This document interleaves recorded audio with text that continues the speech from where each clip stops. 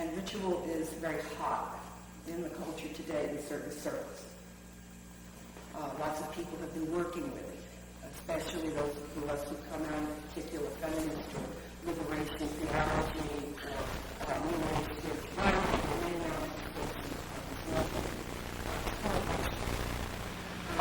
But what I think hasn't been worked with yet is the ways in which ritual is, excuse me, not only the manifestation of a particular personal need to ritualize, which we all have and are working with, but is the need of a community in order to manifest what that community is and wants to be, or to tell the story of what that community has been, but also as a way of deepening and forming bonds of community. And how you work with ritual in the context of the being, creation, deepening of community is a tremendous challenge. And that's not being addressed so well as far as I can see, certainly not outside of traditional liturgical circles. I think there's some effort going on within the traditions. And even there, I think there are difficulties. So that's much of what we're going to be looking at. Here I am. Everybody here has participated in ritual in some form, correct? Good. Who here, I think some of you spoke to this, who here has ever prepared or led a ritual? My goodness. Most of you, right? Okay. Who participates in some form of ritual on a regular basis? Marianne, yeah, you got your hand up. Okay. Fran, it's interesting. You're I'm the only one who did not. Now, But perhaps in the did you understand the question? Who participates in some form of ritual on a regular basis? Okay. But it's interesting that you don't. Fran lives in Grailville, okay? That's all. But I do think it's interesting. I do think it's interesting that by her perception, she's not. Well, I would focus on the word community, and I think I'm sharing in that very much so. And if it's a form of ritual that I do in the broadest sense, in order for that to happen, I do that regularly all day long. Okay. Interesting. Around here, the life, and the work. You see, that's it. But not only because of the times of living in community, and I'll be talking about this later, is, that ritual is so much integrated into the life of this community. However, we have to honor somebody's perception of what they're actually about and what's going on, so I just find it interesting. And who considers herself to be part of a ritualizing community?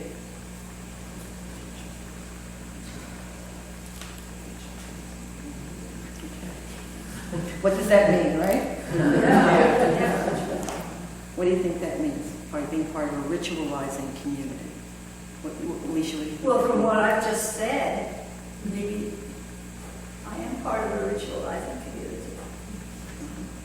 Alicia? For a community that needs to find some way of expressing outwardly what is going on internally, either feelings or a sense of divine presence, somehow to make it concrete together. My understanding of the question was that you were part of a community that integrates ritual as part of its cultural life, let's say. Okay, let's try the question again. Who is here as part of a community that integrates ritual as part of its cultural life? Okay, so that's most of you, but not all. And similarly, you may not be now. Is there any of you who has been in the past part of a community that integrated ritual as part of its cultural life? Okay, those who did not raise their hand before, but have been in the past. Okay, same status. Okay, now here's the key question I want to get to. Who here has ever participated in a ritual that had a transformative effect? You were not the same coming out of it as you were going into it.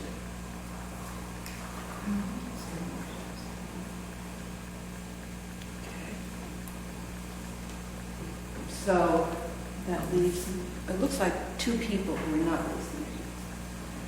Okay. So together, those of you who feel that you have been part of a transformative ritual, just let's get some key words on what was it about that ritual that had the transformative effect on you. In a very synthesized way, okay? Now, this is not a story. A word, a phrase about that ritual that helped to transform you. Okay, transform you. Okay, let's take it one at a time. Fran? The sense of commitment. All right.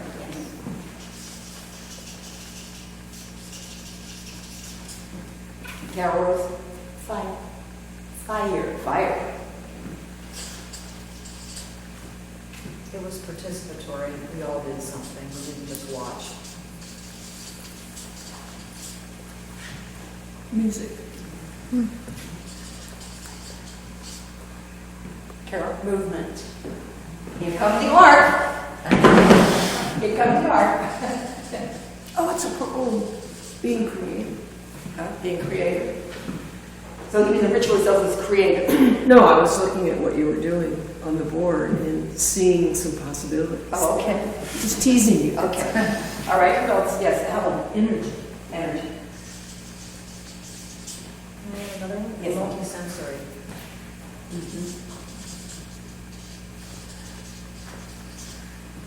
Sound. Just listen to yourself. Touching. Touching? Feelings. Emotions. Emotions.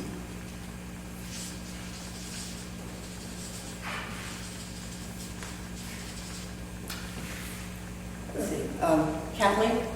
Familiarity. Say more. For me, it was my marriage. That was a life-changing commitment, a transforming thing that had been done universally. I don't know how to describe it. The language, everything about it was familiar. All of those things were done by so many others. It was like the container that was created. Maybe familiarity is not the right word. Would you mind if I, in parentheses at least, put another word that What? sometimes their hair can stand up on it, but it's part of a tradition? Tradition, Or the continuity. Continuity. universality. That's another. Because that has shaped my entire life. And I am going to put the word on the word. We have to deal with it when we want to or not. Tradition. Tradition. And I heard someone say bonding, that there was bonding going on. Okay. Which is another way of saying, bonding is another way of saying connection. Connection, which is another way of community. Presence of community. That's what's going on. What was that word? Bonding, connection, community. Vulnerability. Vulnerability. Risk taking. It's not in your comfort zone. Yeah, For that person. Now, I'm not saying that, each word here might not have the same weight, but I think everybody's resonating with these words, but the weight of any one of them in your own transformative experience might not be the same. With vulnerability, mine was connected with profound silence. Rather than sound and music, mine was vulnerability connected with profound silence. So those sound and silence, which seem to be opposites, two sides of And this. also along with vulnerability, I would say trust and safety. Trust. Yeah, you have to be safe. If you're going to be vulnerable, if you're going to take a risk, you have to know that you're safe. At some level. At some level, you have to feel secure. You have to feel safe. That transition. that there's some kind of transition going on in the life for the individual. So.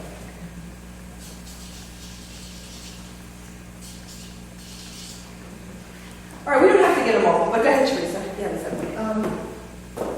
What is it about ritual that felt transformative? It's hard to explain, but I think it's like there's no time or space. That it's like whatever, it's right. It's a different realm. It's like there's nothing except right now, this moment, and what's happening, what I'm experiencing. Just a direct experience of the present. You're fully in the present. And no time and space. We can also say eternal comprehension, eternal comprehension. There's a sense of altered time and space, right? So all of those. I mean, I know we're trying to capture things that are ineffable in language, which is so concrete and abstract. Eternal, what do they want to alter?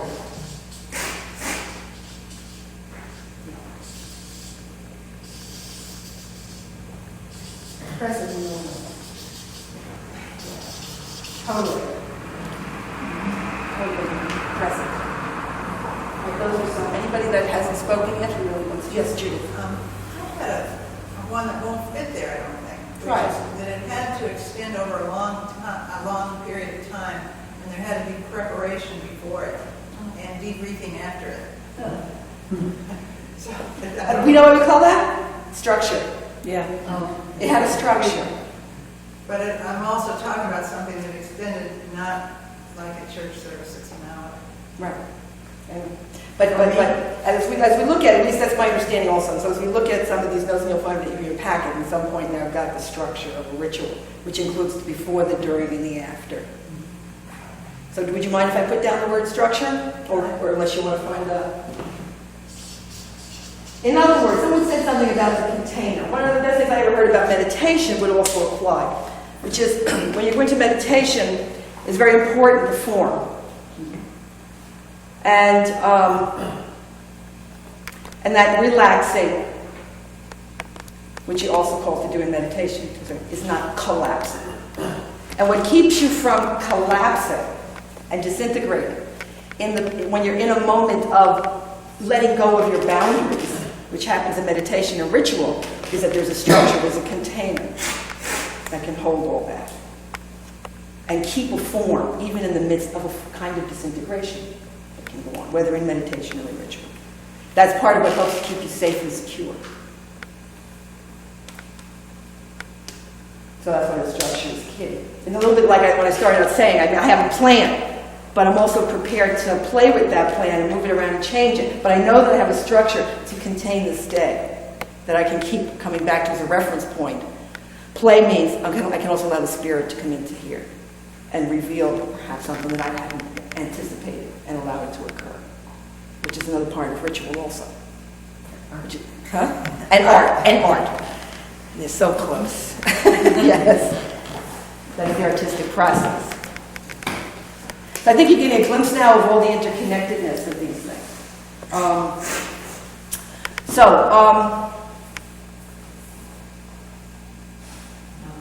Yes, Helen.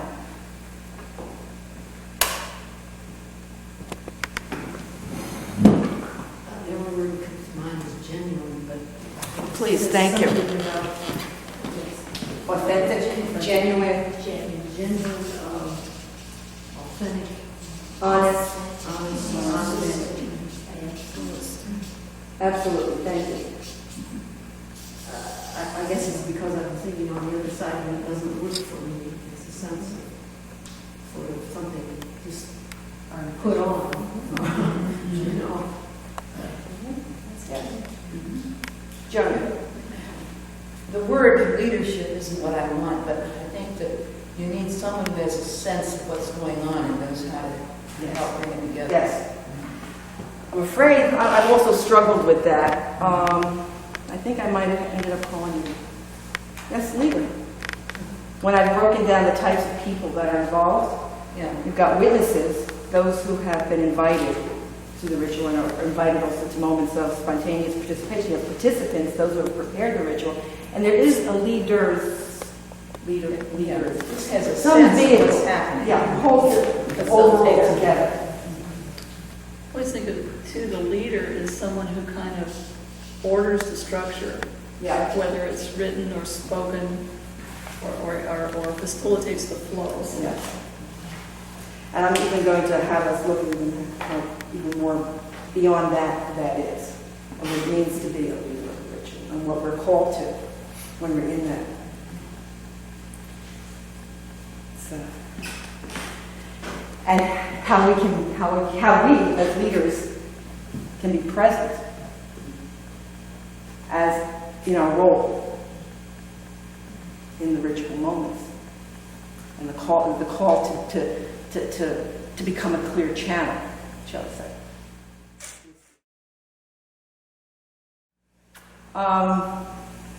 So where did ritual begin? And how far back do we trace this tradition? Let's call ritual itself a tradition and a medium for human expression. Where did it begin? Carol?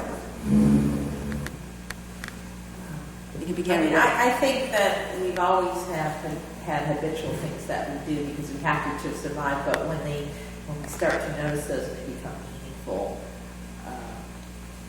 then we call it ritual. Otherwise, we just call it habit. Right, if you look at ritual up in the dictionary, what you get is habitualized forms of behavior, repeated patterns, and then your alternatives around church worship and things like that. And those are the two sort of options. And we're dealing in a realm that's like somewhere in between there. Can we start with the beginning of humanity? Yeah, I guess. Don't And aren't there things that we observe animal behavior Of course, but that's how it's as ritualized, right? I mean, maybe we don't see everything that animals do as ritualized, but there are certain behaviors. I was thinking that some kind of ritual must have started when the first person died, or when the first eclipse happened. I'm thinking of elephants who surround the person that's dead and mourn and touch. So it's pre-verbal. It's something that comes from the core and has to be. There's movement. It has to occur to respond to the great mystery. Or what we call, the mystery at this point. They know what it is. I don't think they dealt in the realm of mystery back then. They didn't. It was very clear. You got the thunder, you got the rain, you got the sun, you got the moon. Those are gods. Yes. I think they felt much more connected to the natural world and the changing of the seasons. I think they had a sense that the movement of the planets had an effect on one another, the movement of the sun. And so a lot of those changes then there were ceremonies to celebrate that so that we could work with that. Yeah, Go ahead, Helen. it's like standing on Salisbury Plain at midday. You had to think that the sun affected you. There were a bunch of sun worshippers somewhere in the universe because that's so powerful. I always click my heels together and dance for joy when we get a San Francisco day back here with clear blue skies, clouds, and fresh air. Let's do, this is an imaginative exercise, okay? Very imaginative exercise. Let's go back before, way before we had houses and before we had food that we could get at the supermarket. Let's go even back further than that, before there was electricity. Let's go back before there was fire. Let's go back, way back. And bodies and some level of consciousness existed in the physical realm. Doing what? Trying to survive. Just trying to make it from one day to the next. That's all there was. In the absence of any of the things that we have come to assume as a part of life. Now, what's the fundamental emotional experience in that situation? Fear.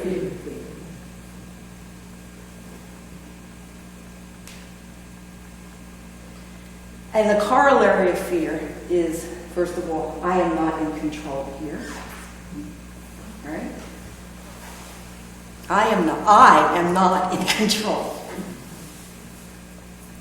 Reference, we're going to do it all day long. That's what happened on Tuesday. Part of the shock of Tuesday was, I'm not in control here. Not only am I not in control, but the forces, the gigantic forces and corporate structures that put that building there and has kept those people in that building, they're not in control either. Nobody is in control here. That was the great shock of Tuesday, one of them. And then in a minute, it's gone. Not to mention in thousands of days. Just in a minute. Out of anybody's control. So that the illusion of fundamental security was broken. The illusion of safety was broken. And that also then, in that breaking, became a moment for spirit to break through. Because the thing when things are broken is that that's the opening that the spirit can also enter. And so that brokenness is the space where the darkness and the light are coexisting, whether we like it or not. So that brokenness, contingency, your fundamental contingency in the universe, that was one of the essential emotional experiences of those people surviving day to day. I am not in control. My well-being is somehow depending on forces beyond my control.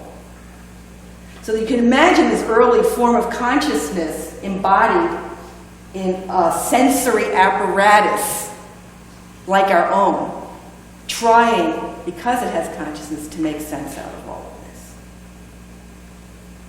Because the nature of human consciousness is it wants to create meaning. And when you're living at a fundamental level of survival, the meaning that it creates is probably primarily in its own self-interest. How can I create an understanding of the environment I'm existing in such a way that I can continue surviving in it? In such a way that I get to go on, because the fundamental human impulse is to survive, like all animals, like all life. Its impulse is to survive. So the effort toward meaning was initially one of survival. An understanding in the interest of knowing how I can continue to go on here. And how do I make sense? And then that expands beyond, how do I make sense of the interaction of forces in such a way that I can now gain some level of control in relation to them? Because it is horrendous if you've ever been in the experience of being out of control, that you understand I have absolutely no control. The sense of impotence is unbearable. It is unbearable. So we try to find some way in which we can be actors and not just objects in the experience of life, that we can be agents, that we can have some measure of control. At the same time as recognizing ultimately there's something else outside of me that's finally in charge.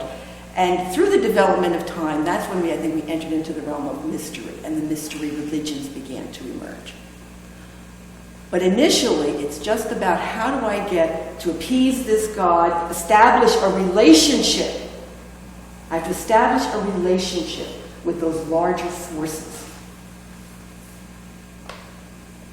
in order to help to secure my well-being.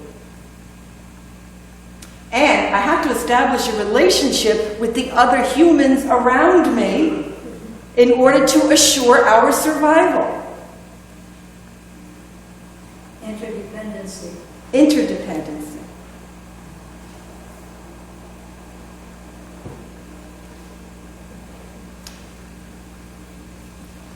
And there is historical evidence that one of the first forms of a behavior that we might define as ritualistic, from the evidence that we have from paintings and caves and things like that, was dance. Dance was the first form. To move, to express through movement, because also we might imagine the level of language was, I mean, it existed, no doubt. There are various grunts and yeah, but there were some of those that eventually began to coalesce into words of some kind that everyone agreed upon mean this. But to express the emotion of the body, to express whatever was happening at any given moment was dance. When it's not just eventually, let's say, hunt, okay? Hunt was probably a primary activity and source of survival. All right, there are two things related to the hunt. One is, you know you gotta have a good hunt to continue. But you also, because you've got consciousness, reflect on the last hunt. Or the hunt before that, the memory of other hunts, the stories you may have heard about other hunts that were told by your parents, your grandparents, stories of hunting that have come down to inform the hunt that is coming. So that there's a coalescing of the memory of what has been as a way of informing what needs to happen. And to make sense out of how do I assure the future event based upon what I know. And you're existing in the axis mundi, the present, using the past, looking toward the future as a way of assuring your survival. We don't know entirely to what extent their understanding of a supernatural force was in fact well informed by also something we may be wired for, which is a spiritual experience. And science is doing some work to try to understand that, in fact, humans, you know, there's been so much emphasis on the left side of the brain in our culture. We're very heavily laden on the left side of the brain, right side of the body. It's like it's a little like top, you know, side heavy there. That's our culture. There are other cultures that are not so. Left side, right side. We call them primitive. That's a primitive culture. This is a civilized culture. Rational, analytical understanding. We don't know too much about this non-rational realm, so it's really dangerous to begin to conjecture to what extent they're ritualizing, beginning in the forms of dance, but eventually expanding out into words, song, chant, the origins of poetry, magic words. You say the right word. Vestige of that is abracadabra, abracadabra. You say the right word in the right sequence, and you make things happen. You do the dance in the right way. You affect the non-physical realm. We call that magical thinking. But in fact, as science progresses, we begin to understand that in fact, and it's a cliche now, the flapping of a butterfly's wing here has a reverberation somewhere on the other side of the world and can turn into a what? A tornado. Well, I don't know, maybe not, I don't know. But I do accept the premise that there is no motion, there is no movement that does not have a repercussion somewhere in the non-physical realm. It has its effect everywhere. And simultaneously we're being affected by it. So that what those early rituals were about and the efficacy of those rituals, we can't judge just like that. You can't look just like that and see the whole picture. So we can only imagine and speculate. But we do know they were ritualizing. They were using movement, initially, dance, which eventually turned into accompanying it with words and chants and song, and then bringing the sticks and banging the sticks and doing the drum, and you have rhythms. And also, we have the evidence of the paintings. And the masks, which eventually entered into it also. What those masks were about were also very interesting. Now, I'll get to that. In some sense, that's a later development, to have the ability and the resources and the technology to create those things. It's certainly at a later stage. Although, very early on, one can imagine a hunter wanting to tell the story of the hunt and having before him, or her, I hope not. I You don't want to been the hunter. Oh, I'll just stir the pot. It's okay. You know why, Fran? I mean, Yeah, I know what you mean. we're not that strong. We're really not. Now, some of us might be. You might have had a couple of Amazons. Well, let's go to the Amazons. Okay. Oh, Let's hold it, okay? Just for a moment. Let's accept the hunter is a man, yeah. okay? And here before us has been dragged home the hunt. It's got a head, it's got a body, it's got legs, and we're going to cut it up. We're going to get some food. We're going to suck the blood probably and the brain, the marrow. It's good. It's protein. We need it. Hopefully at that point we've got fire. We can do a little cooking. But then what's left? You got a skin. You got horns maybe. You got a head that you can carve out. And that you can make your own. And in fact, you will use the skin in order to keep yourself warm. And at some point, someone wants to describe how he got that bear. And they'll be using those early forms of language to describe it. And suddenly he realizes, I can show you how he got that bear. And he goes into the circle, and he takes that bear skin and puts that headdress on and starts showing the bear walking through the woods. And then one of the other guys, or no, let's say has one of the other guys take that on to do that, and then he shows how he came from behind. And the bear did this, and then he does that, and it's an acting out. And that skin and those horns begin to take on a certain power and a certain symbolic value. They're not just anymore the horns of one animal. That is the horn of the beast with whom we have a relationship. And to the extent that we know about so-called primitive cultures, that is, those earlier forms of survival, that they do understand themselves as having a relationship with the food chain that we don't have. That there's a contract somehow between the animal and the human. And this relationship, of course, was with everything. And everything in life. Everything. So that's the interdependency. And the other thing, there are reasons why there are vestiges, just at the physical level, of course, like any archaeological site, you've got the layers of the different cultures that were there, but one of the basic premises, which I hold to, is that we are wired for certain things. Mm-hmm. And that wired was existing from the time that we evolved. Now, that doesn't mean that we haven't continued to evolve. But it does mean that wiring is still part of us. And like the layers of an archaeological site, we have the layers inside of our brain, of our beginnings. And I would presuppose even before Homo sapien. I know there was a period where I was having runaway dreams where I was running away. And I couldn't go, best known.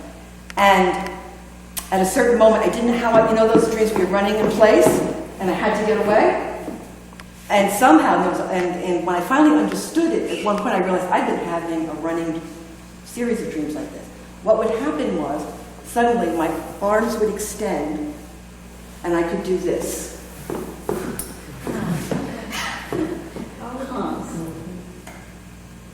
Like a monkey. I felt like a monkey. Like I was still more or less upright animal, but I could use my arms now. And I got it. And once I recognized that dream, I understood I've had this dream for years. And once I recognized that dream, I never had it again. Once I understood the significance of that, it never came back. That's kind of interesting. And I do believe I was having a primordial memory of another form of me.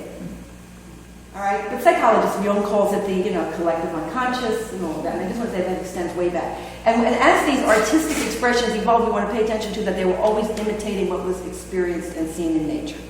So that the rhythms that eventually evolved, one of the fundamental rhythms of the drum is the sound of the heartbeat. The movement of the dance was somehow an imitation, a mimetic expression of the trees, of the grass, of the animals themselves. That's how deep the interrelationship was. Then at a certain point, I don't want to get too Marxist, but at a certain point there was surplus. They were what? Surplus. Oh, surplus. They were getting it down so good, and they were really appeasing those guys so well, that they began to have surplus. And that's the point at which things begin to shift. And so therefore, you've got a surplus, who gets to have control over it, who gets to have more of it, the distribution, and all those questions are developed. And with that, of course, the development of classes and castes. And it's sort of around this time that you start to develop a more priestly caste of one kind or another in any culture. And also a political thing. And sometimes they were the same. And then at a certain point, they broke apart. Mostly. So that once you get a priestly and priestess, some mediator, somebody who has more knowledge, some shaman, some whatever, that is somehow better tapped in, the community believes, that spirit world, then you have a whole other dimension that enters. And once you are now in a level of surplus, you get to think about other things. Like, what's the meaning of life? Why am I even here to begin with? Is it to just hunt and eat and die? Is that it? It's the nature of what we're wired for, is to try to understand. And with that, we get a much more complex spiritual experience and ways of understanding our role, which eventually turned into what we call mystery schools, whether in Egypt, which is the first known place we know of a culture built around death, resurrection cycle. Osiris and Isis, and reacting every year of that. And most cultures began to develop. Usually what a mystery school is death, resurrection, the cycle of death and rebirth. Now, those early ceremonies, we've already said, well, many of them were food ceremonies, many of them were rites of passage. The initiation ceremony, she said you didn't have to do an initiation, right? I mean, the initiation to the Council of Elders is one thing, that's a new thing, right? Although probably way back when, it was an everyday occurrence.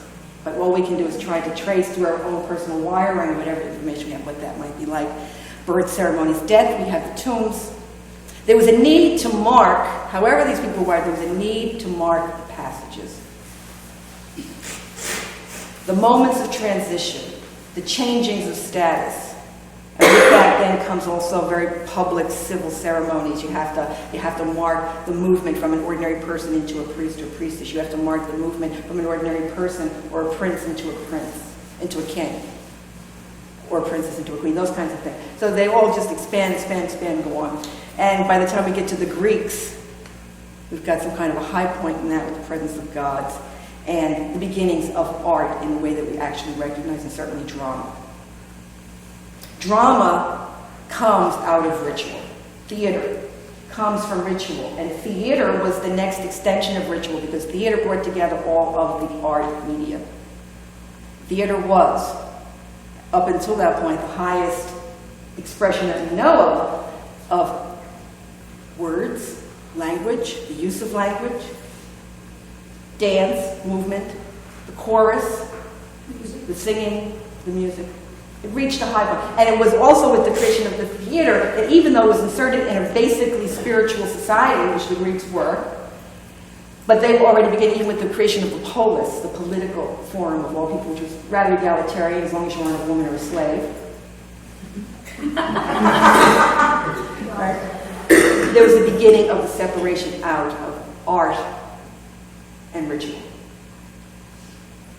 Up until then, art had totally been in the service of ritual. And at that point, we see the beginnings of the separation, continuing through the Romans, and then down into the Middle Ages. And to now. And to now. Now, there was another thing that happened here. Now, let's move into community. What's happening to the communities at this point? What's happening to the life of community at this moment? As I say, so by the time we get to the Greeks, you have a beautiful integration of community and political life and spiritual life and all that. They don't, I mean, as women and slaves were sort of out of it, but they had their own little forms too. And then you move into the Romans who had some imitation form of that, but not, I'm sorry, not at such a high level. She's Italian, she's a Roman. They're much more practical people, a little bit like Americans, actually. They really knew how to take what other people had done and turn it into something even more. And that was, you know, they were very practical folks. But something else was happening in the West. When we moved through the Middle Ages, which was still the integration of religion and politics and all of life, art, all of it was still somehow together. And the church was the dominant political force, for better or worse. We're not going to comment on it.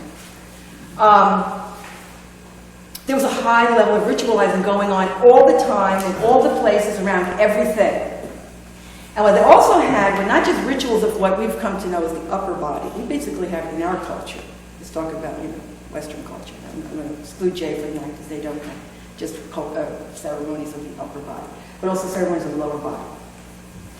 That built into the ritualizing structure of even the Middle Ages was the opportunity to also use the lower body. And Carnival is what's left of that.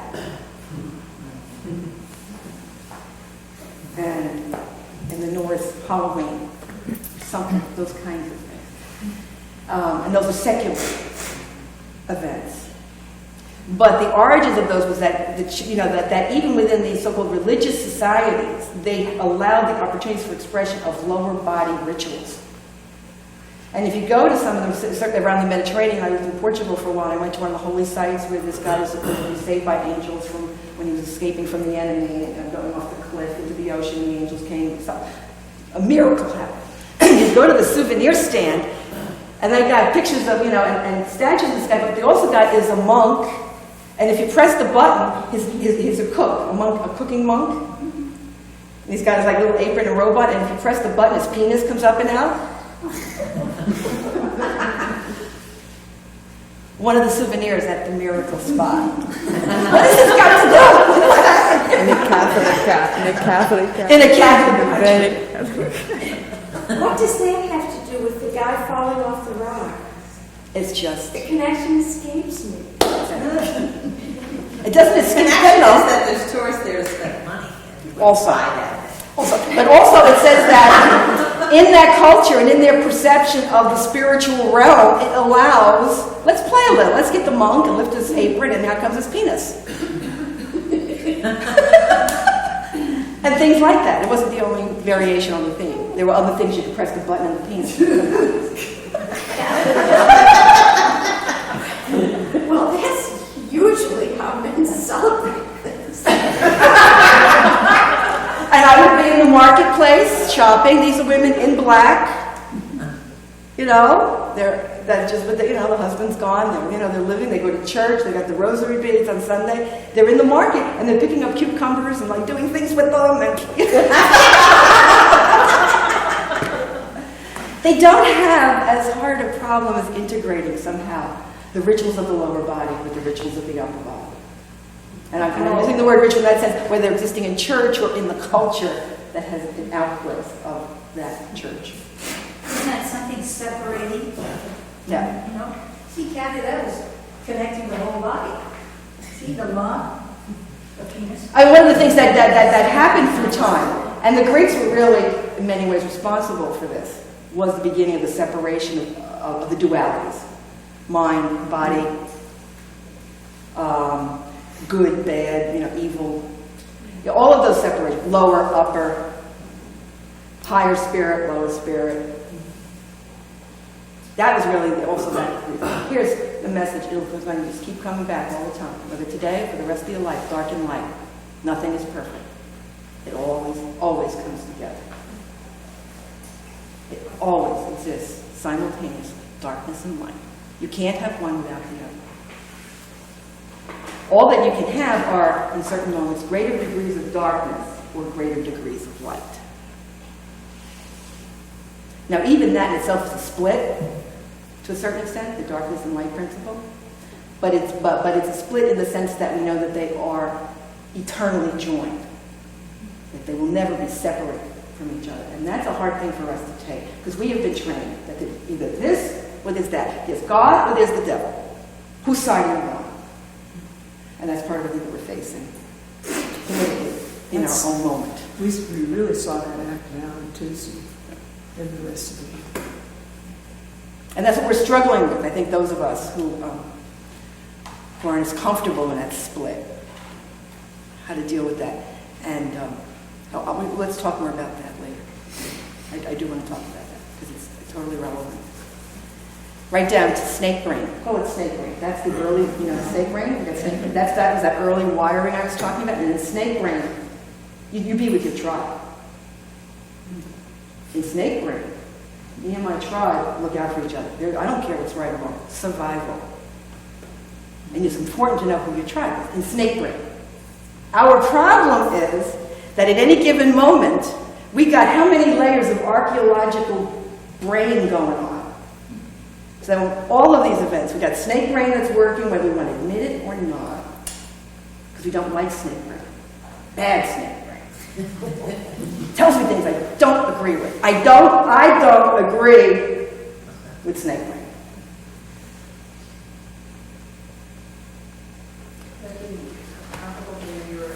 Excuse me?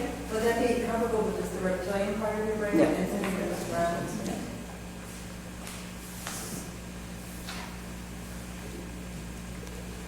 We are so complex. Think about it. And they tell us we're only using what? 10% of it?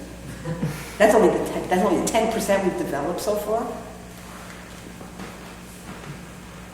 And one of the principles in terms of getting genuine and honest in a ritual, all of that somehow has to be allowed to exist. And that's one of the reasons many of us have had problems with traditions, because at a certain point, with this splitting off of lower ritual, upper ritual, good, bad, all of these dualities, things have gotten sectioned off. And so what we were allowed to bring to the ritual got very circumscribed. And more about the later layerings of our humanity and discounting the earlier ones. And to the extent that we cannot bring the whole of who we are to a ritual, it loses its power. Not that it can't still do something, but the more we are able to bring to the ritual of who we truly are, the greater the power of the experience, the personal transformative experience.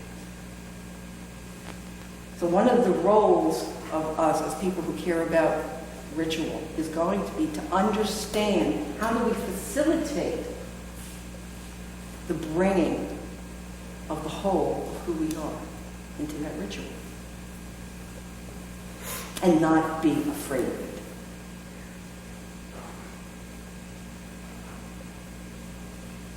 And create a structure to contain it and keep it safe.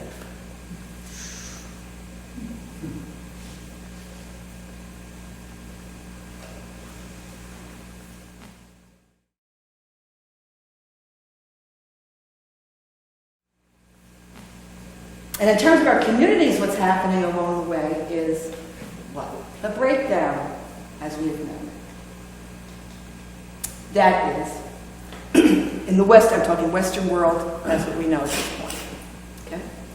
With the increase and moving out of the Middle Ages and into the Renaissance, a wonderful time, when we broke out of the boundaries of just the church and began to understand more about the past and the life of the Greeks and the earlier peoples, and the beginning to break away from the conscience of the church and to have art for its own sake also, just to express everyday reality. At the same time, what happened was, through this also, the rise of the individual, an understanding of the preciousness of an individual life. That's a good thing. And there was such a level of oppression over individuality and human consciousness. At the same time, that it was providing an identity that was rooted in the collectivity, the community. And what we don't understand when we talk about those other primitive cultures, or even in parts of the so-called undeveloped world today, they have a whole other way of seeing reality and understanding who they are. And it's part of maybe what we need to understand about our enemy, our so-called enemy today, those who hate us, is that they have a whole other way of perceiving reality we can't even imagine. But part of what is rooted is that the individual isn't that important. What matters is the tribe. the community, the collectivity. And there is a goodness in that too. There is no right or wrong. There's only what's happening and how evolution and life is unfolding. That's all that there is. And each of us groping within that. And we today find ourselves at such a level of individuation. We are so lonely as a people.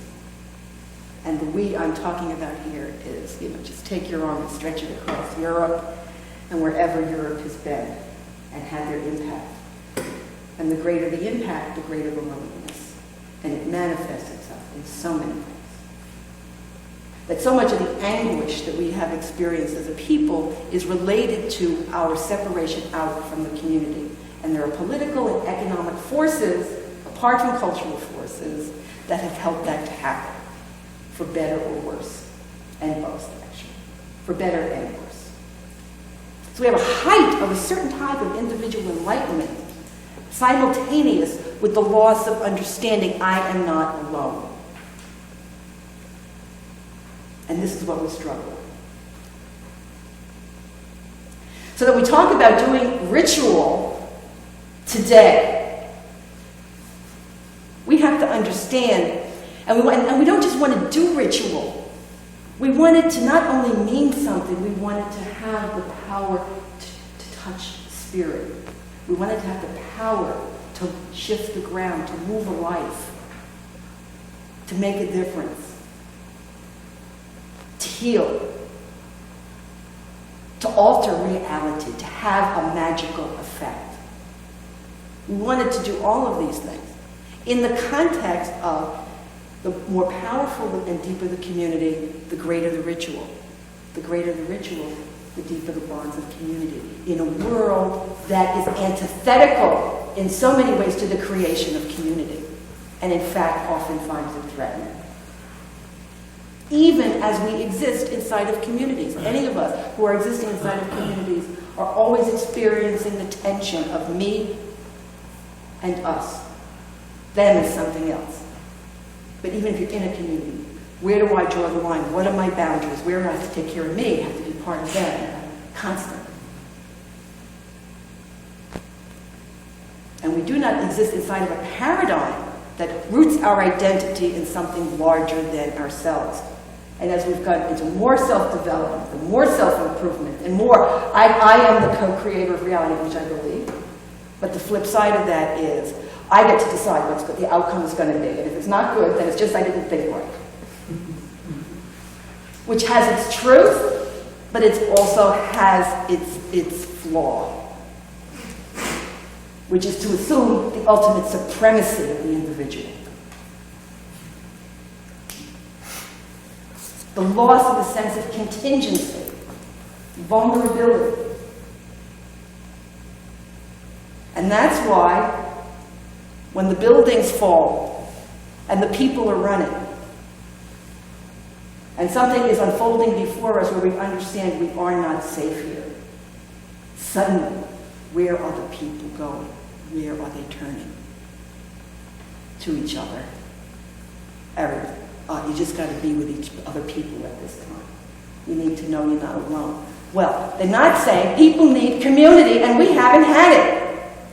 We need it all the time, not just when a building falls down. But except when a building falls down, it shatters our illusion of being in control, of being ultimately secure.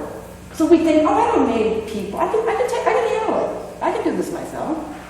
And not only I can, I should. That if I allow myself to experience my need and my contingency, something is wrong with me. And I better seek help. Because the other thing that does is arouses feelings that make me feel out of control. And to be out of control is also problematic. And it is, because we don't have a society and a community structured to absorb that and to create something from it. Oh my God, we are in such a state. But it's who we are. However we got here.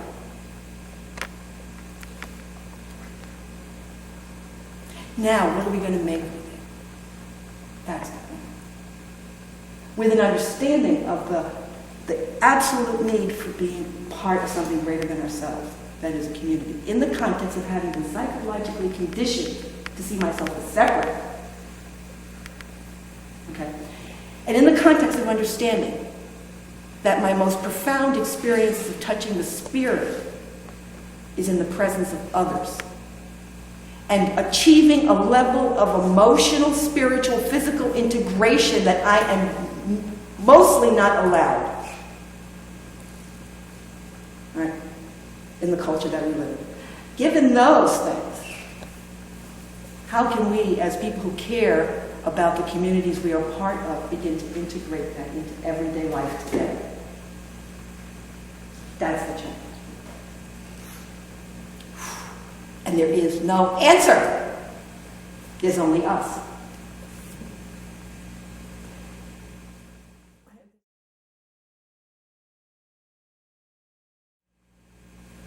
I have this image of one of the congressmen at the celebration in the cathedral, sobbing, holding on to his wife and leaning into her head, and I could read his lips. He said, "I can't stand it."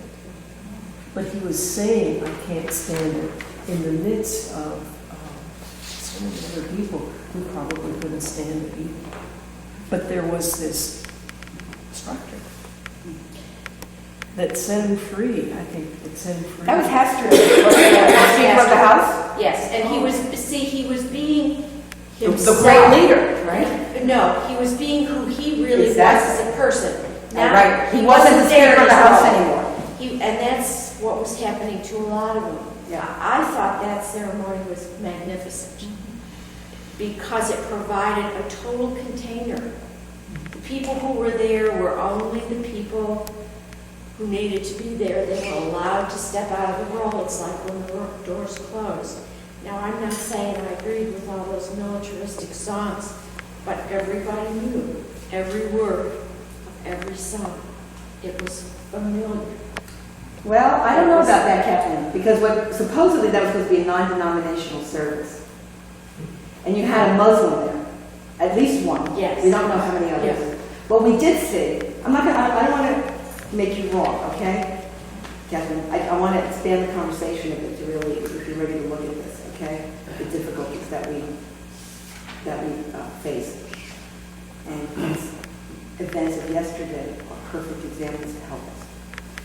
You have, it was supposed to be a non-denominational service, hopefully interfaith, with only 4 representatives in an interfaith service of the various religions that exist on this continent. But I talked with her about it, so that's okay. We have the same roots, and it's true. The Muslims, the Jews, and the Catholics, and the Christians, we all sort of come from the same tree. Even though underneath the earth the others are connecting in some way. But we're clearly, branches in the same tree. It was basically, let's say, a Christian service. Songs were Christian. There's a cross on the wall. The metaphors, for the most part, were Christian. It's okay. I'm not saying there's something wrong with it. But the problem when we start to talk interfaith, there are certain assumptions we make about that based upon who gets to lead it. And it was George and Laura Bush who were basically putting that service together, God bless them. Because the other thing they got to decide is who's going to give us the interpretation of what's happening here. I was with them. I was with them until the sermon. Billy Graham. Oh, And I don't think there's anything wrong with Billy Graham. He's a grand old man at this point. And when you look at him and you see what came after him, you say, boy, was he moderate. He was easy, man. Billy was easy. He's cool. It's not like I'm against Billy Graham. But the one who gets to give the homily is the one who gets to tell us the meaning of everything we are now experiencing. Having come to that through the TV, which is our modern day campfire, as Peter Jennings kept saying, in modern society, people want to pull around the campfire. TV is it. Watching that, then, willing to give myself to this primary symbol of this. Okay, what happened? Let's even go back further. Let's do it. Let's use this as our example of today. What's the primary symbol that got pulled out of this? In all of the crumbling and the devastation, when we want to, first of all, look to each other and become a community, even though we're not calling it that, well, our only experience is I don't want to be alone at a time like this. That's the experience, is it's communicating. The understanding that's not underneath it is I need community. Okay. So I don't want to be alone. I want to be together with people. Okay, now we're together. We're looking at each other. We're talking. We're sharing now. It's almost a little bit like back when, right? Where it's not just one hunt, and not just one hunter, but the hunt and the hunter. It's like I got to create some meaning out of this. How do I create meaning out of all of this insanity? Okay, you tell me. Let's open it up. How did we, as a people, begin to try to create meaning out of all of this insanity? Kathleen, I cut you off before. You tell me your understanding of how we tried to create meaning. Well, we brought it into a place that's traditionally a place where people gather at a time of extreme crisis. Yes. So place, here it comes again. All right, let me get what I should start doing some key words. Okay. How did we try to create meaning out of this experience? we had music. We had leadership that people traditionally, I know I'm using the word tradition, that's a word that speaks to me. And that's a word we have over here. Yes, Tradition. I put it over there too, because that's my life. No, you didn't put that word. I put that word. Yeah, okay, great. You put familiarity. You were Okay. trying to like be Okay, gentle. these were our leaders.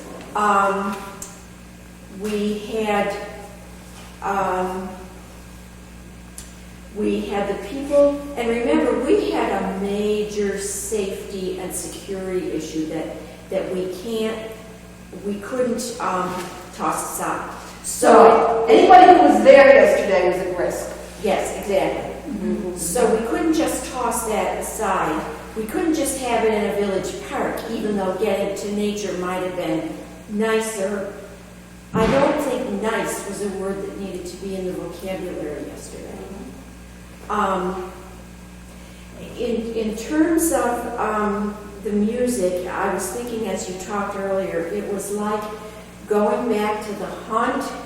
We were talking about earlier hunts. The music was very old music that had been played at many other times like this. Let me say, I didn't get to say that part of early peoples and right up to the present times, forms of ritual revolve around war. Yes. They are institutionalized, they have been part of humans. Not only were those guys going out to hunt, at a certain point, they were going out to war. And the women too. Going to war. So that was a part of our ritual tradition. And so we were drawing on that tradition also yesterday. And so ceremonies of the And I'll just ceremony. say one more thing and then other people can speak. I think it was safe. When those I mean the emotional safety. When those doors closed, people could cry. Like Dennis Hastert could weep. The man whose wife talked to him on the cell phone, Ted Olson, as her airplane crashed into the Pentagon. I mean, it was safe for him to weep. There was a sense of emotional safety in that container. I think all those things were good about it. Good, thank you. I think there was another level of ritual going on at Ground Zero with the firefighters and the people who were doing rescue work and the flags.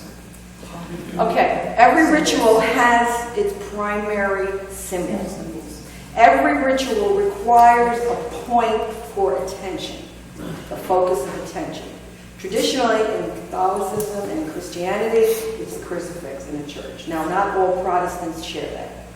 Some are less ornamented and less focused. But they have another way of creating focus, which I believe, tell me if I'm wrong, is the empty space. What would be the focus in a Quaker meeting? Well, I mean, the visual symbol we talk about is the light, but, and we talk about the silence, the expectant waiting.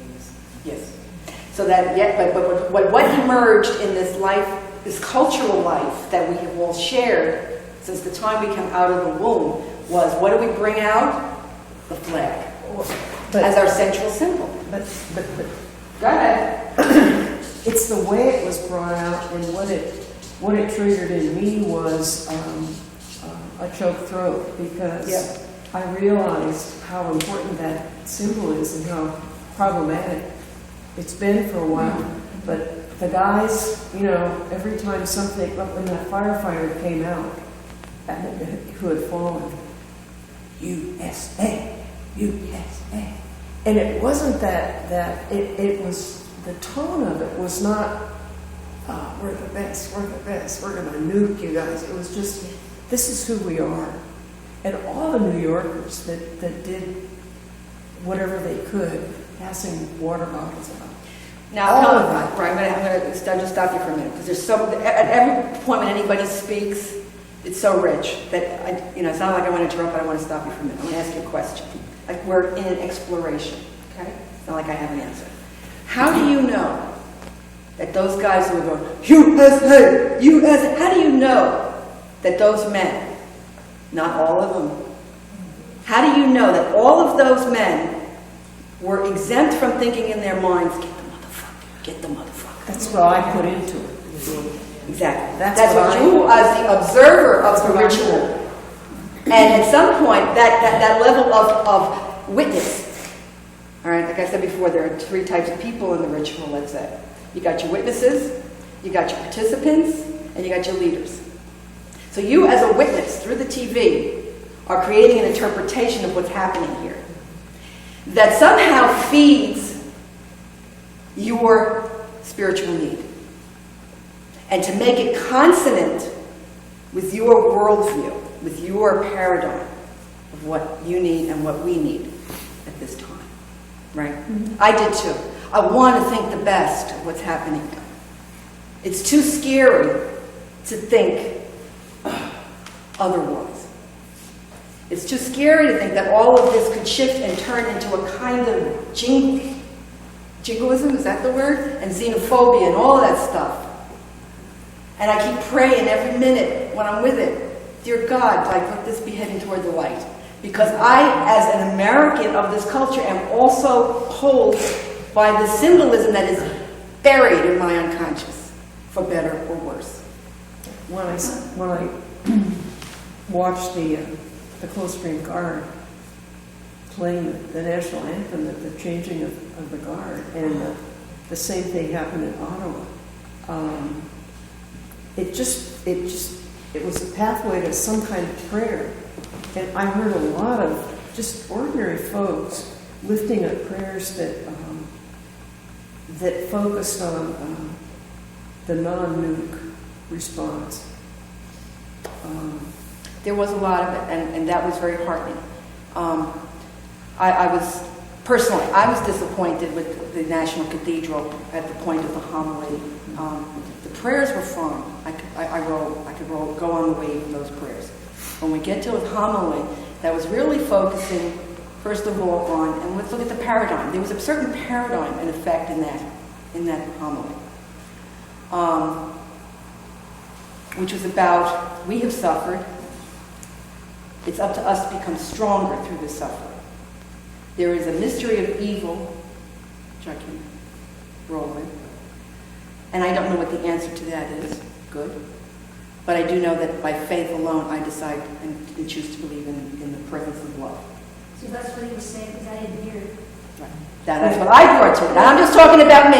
I'm just talking about me, okay? But it sounds like Right. But here we go. Now you got the twisted evil thing that did this to us. So there's a definite us and a definite them. And a calling on the Christian God to be with us and make us strong. And not to do evil like they did evil, but to have victory. Okay? That the idea of human community right now, and in that ceremony, according to Billy Graham, and the way I heard Billy Graham, human community does not extend outside the borders of our tribe. I'm not saying right or wrong, I'm saying that's what I heard. What did anybody else hear? Well, I I guess this example that we're talking about is showing the power that conflicting rituals can have, and what is the rituals that we're going to hold up as the highest meaning. I've been listening to radio more recently, NPR, than television, and I found some very potent things on the radio. For example, I think it was this morning, they were doing something every 15 minutes or so. They were reading off the names of the people that had died, and they were doing it in two voices. And they talked to an architect to talk about this, where the building was in sacred space now, what's going to happen here, and looking at, I don't know what I'd say is positive things, but so on the whole, I mean, we're going to be experiencing an internal struggle, I think, in terms of the power. What's going to be the power, if you want to say ritual or and actions that come out? Is it going to be what Bush says, you know, his administration is going to be about a global war, or is it going to be about some of the other images that are coming up?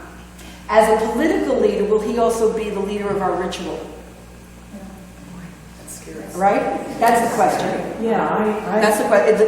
And do we get the union now of political spiritual that has existed previously? Because that's, you know, that can happen. And can we trust him? Can we trust him with that? It's one thing. Can I trust him with the military apparatus at his disposal? Can I also trust him with the spiritual life of our people? Because I'm part of this community also. Even if Snake Brain also says, I want to tell you, I had my moments. And my daughter was traveling from South Africa back to Brussels the very day that building went down. Okay? I was terrified. And when she finally got back home, she told me, Mom, I was in the airport, and I was surrounded by Muslim men. They were all around me. And I was alone, this little American girl like this, surrounded by these Muslim men in full regalia.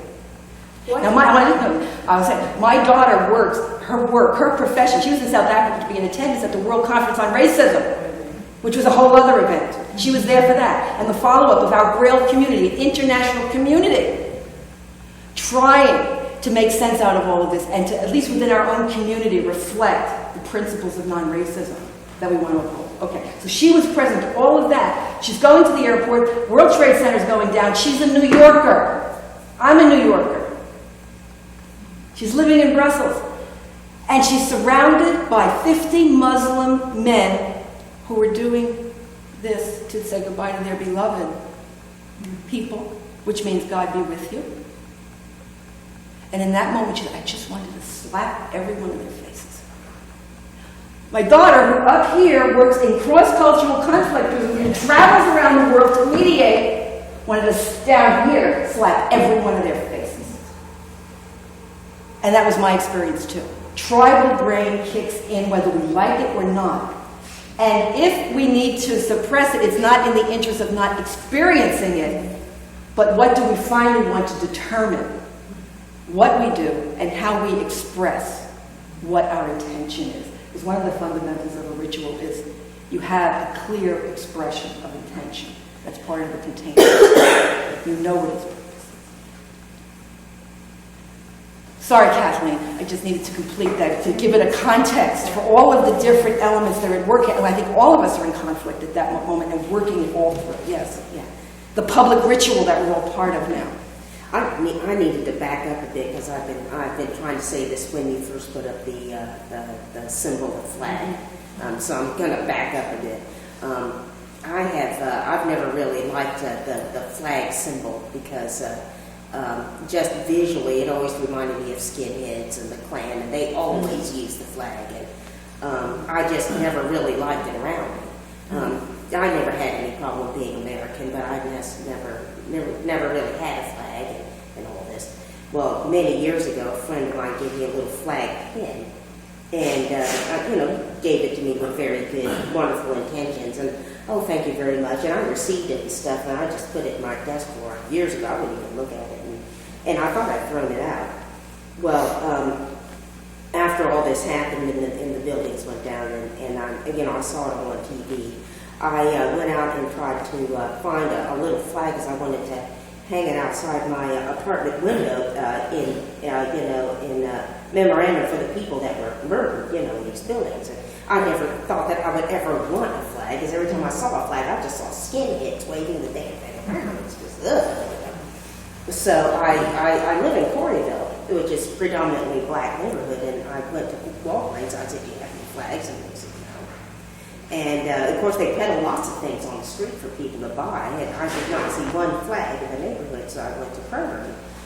And I asked around, I said, "Do you have any flags?" And they said no. So I kind of looked around, and they have a florist shop there.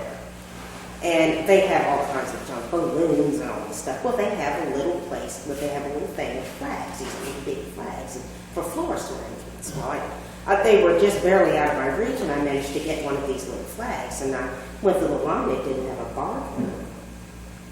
And they said, "Where did you get this?" And I said, "It's over there with all the florist stuff." Well, they don't sell it unless you get a florist. And I said, "I want to get one of these flags, you know, for the memorandum day, so I can have it in my apartment window." Well, they figured out how much it would cost. So I finally found my little flag, and I thought, well, I probably threw that pin out. You know, I didn't want that pin. There's no way in the world. You know, this was years ago. Again, on me, I'm going to wear an American flag pin. It's like, ooh. And so anyway, I went home and I put it outside the little apartment window and everything. And I went up to the store yesterday to get some, to go by the deli and get some supper. And there is not one flag by the florist shop. There are all these little flags by the cashiers. You know, flags, you know, by the cashiers and by the service desk. The little flags. The florist shop has no more flags left. All the employees went and got all these little flags, you know.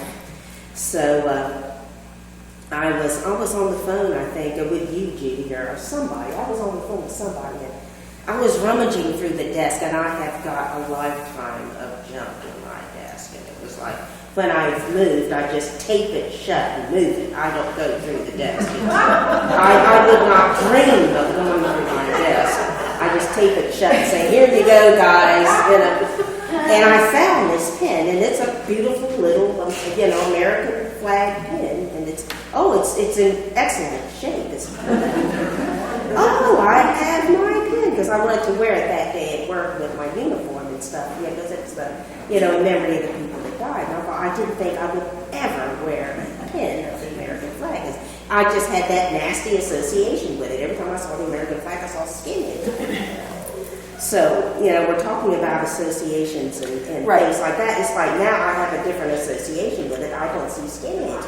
See, here, right, and I think many Now of us I are have going through it's that. a different association. I think I have, you know, a more proper association with it in terms of patriotism, rather than saying Klans people and skinheads waving the thing around who have bastardized the symbol. You know, that's not what it's supposed to stand for. I don't know what a proper association means. I don't know what that would be. A proper association. Something I don't know what it would be. more You know? appropriate. But I know that for all of us, it looks like in this room, maybe with the exception of Carol, that we grew up. Also, many of us are children of the '60s, but even the ones who are children of the '60s are children of the '50s and the '40s. Yeah. And depending upon if you came out of World War II. You had one. Let's talk about the symbol. All right, I want to lift the symbol. All right, we're using these events as a reference point. You understand? They're only reference points for us to talk about the general. And it's a fabulous reference point because we're sharing it, and it's full of heat and emotion and unclarity. So we're going to use Israel. The point is, you need a symbol. You need something that you look at it or you use it and you are communicating something so deeply felt that there's no other way to express it except through that symbol. And in this instant of this public ritual, it happens to be the flag. And each of us has a relationship with that symbol. And our relationship with that symbol, in some ways, depends upon the moment at which we first met it. So if people met that symbol during World War II, at the time of Pearl Harbor, they're most likely, And when they were conquering what we understand today as having been truly evil, it's one thing we can agree upon. Whenever you want to talk about evil, it's like Hitler. Does anybody disagree? No. No. Okay. There was a clear evil. And anything that opposed itself to that evil was automatically good, because it was so evil. You didn't have to prove you were good. Anything that said no to that evil and tried to eliminate it became good. Now, the flag was a primary symbol for that. So if you met the flag in that cultural moment, that cultural context, your beginnings of relationship with that symbol are of a certain kind. If you meet the flag in the 50s, as I did, growing up in Catholic school in the 50s, in the height of McCarthyism, which I didn't know about, but those were the days when I was learning not only the patent leather school of theology, but also an extreme form of patriotism that I loved. That I loved as a child. I was brought to tears in the morning, saluting my flag and singing. And I know the words to the Star-Spangled Banner. And that's the music symbol. And God bless America. Now, have you noticed when people are trying now to sing the Star-Spangled Banner, they're sort of mouthing the words. They can't quite get them. They're sort of trying to roll along with whoever's singing it. A primary musical symbol. Our national anthem, the people don't even know the words. I wonder if they're going to learn the words now. Or are they just going to keep mumbling or trying to fake it? Young people don't know them. They want to know them now because they want a song. They want a symbol and a song and a gesture. What? The country music song from Lee Greenwood got to be the most requested song on the radio. Which is? Thank God of America. Yes, they used to just play that on the country stations. Yeah. So that I met it in that context, growing up like this. But what came then was the 60s. And all of us, whether we were out of World War II or out of 50s patent leather school of theology, saluting the flag in the morning, now had another relationship with that flag. And I don't think all of us went through the same change, but I would suspect that anybody sitting in this room had to deal with that symbol in a new way. What we finally made out of it, I don't know. But we couldn't just take it for granted for what it had been before. And that has basically, in my experience, been pretty much what it stayed, having been exempt from witnessing the Persian Gulf War. Well, firsthand, I was in Portugal at the time. And I will say that probably at that point, when I was in Portugal, removed from this country at a time of war, and a war that I did not approve of, because I understood it as an economic attack, or attempted self-preservation, tribal self-preservation, our oil interests, but not being honestly spoken of for what it was, and enlisting, rather, more ideal sentiments about freedom and democracy and the American way, rather than getting just straight on and listen, we got to get access to that oil at the right price. And our life is, they were right, our life is going to change if we don't get to have that power. Just be honest. But rather, when they send people off to die, living in illusion, rather than being honest about what's actually happening. And that's part of the problem with these public rituals. We want honesty, we want authenticity in our public rituals. And we're always we want to feel safe. We want to take the risk and let go. But are they going to tell us the truth? Can I really give myself emotionally to this public ritual? Can I trust it? Can I trust who's leading it? At what point do I decide I'm going to trust it or not? That is, I trust it and let go emotionally and see what comes and discover what's here for me, including the experience of belonging to something larger than myself. At what point is it I cannot trust the leader of this ritual? And I have to close it up and just be careful not to let it in too far. And keep my witnessing at a certain distance. At what point does a witness become a participant?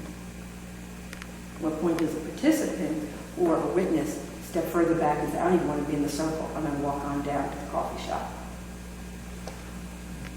Maybe we should just take a moment, as Jay was expressing before. Today, I'm having to develop and am developing a new relationship with that symbol. And as my own archaeological layering in the 50s, in the 60s, and the 70s. You know, up until today, there's a tremendous revision going on. What the outcome of that revision will be, I don't know. But there is something, and I wait, and there are moments and I look and I say, yes, we are a good people. We are. So are other people, but we are good people. And to begin to understand what is distinct to the American character that has value. And to understand what that is. Which doesn't mean that somebody else doesn't have value. And the problem that we're facing, though, in the midst of giving ourselves to this public ritual is there are those who want to turn it into, we have value, and they don't. And that's a paradigm that I would imagine we don't want to accept. I'm speaking for the group that may not be true, because part of diversity is that each of us, no doubt, has a very different interpretation of this public ritual that we are all now part of. Brandon. You know, I've been talking about the flag as a symbol. It seems, I'm going to talk about a different symbol that I saw on television. The people who were waiting for their families, that people will be dead under the ashes. Yeah. Candlelight, Right. light. Now, to me, Right. that is more Oh, yes. inclusive, and that adds a different element to this. Thank you. You know? And that's what we're going to be dealing with. We're going to look to it, later at rituals in a very precise way. And the question of how you choose your symbols, Yeah. how you choose your music, how you choose your text, all of that. Things have charges. Symbols have a charge. It can be a positive charge, it can be a negative charge.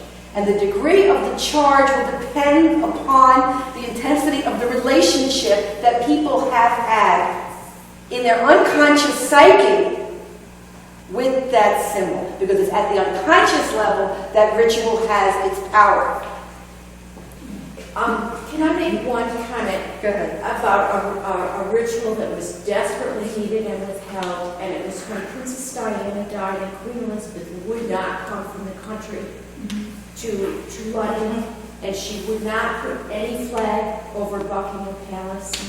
Yesterday, she came in and cut her vacation short to come to the ceremony at St. Paul's Cathedral for the American people who died. I mean, it's like in the intervening 4 years, somehow she got it. Right. I just want to say there's a point I'm trying to make here, though. I'm sorry, Kathleen and Helen also. About charges on symbols. So that flag, we talked about positive, negative charges on here.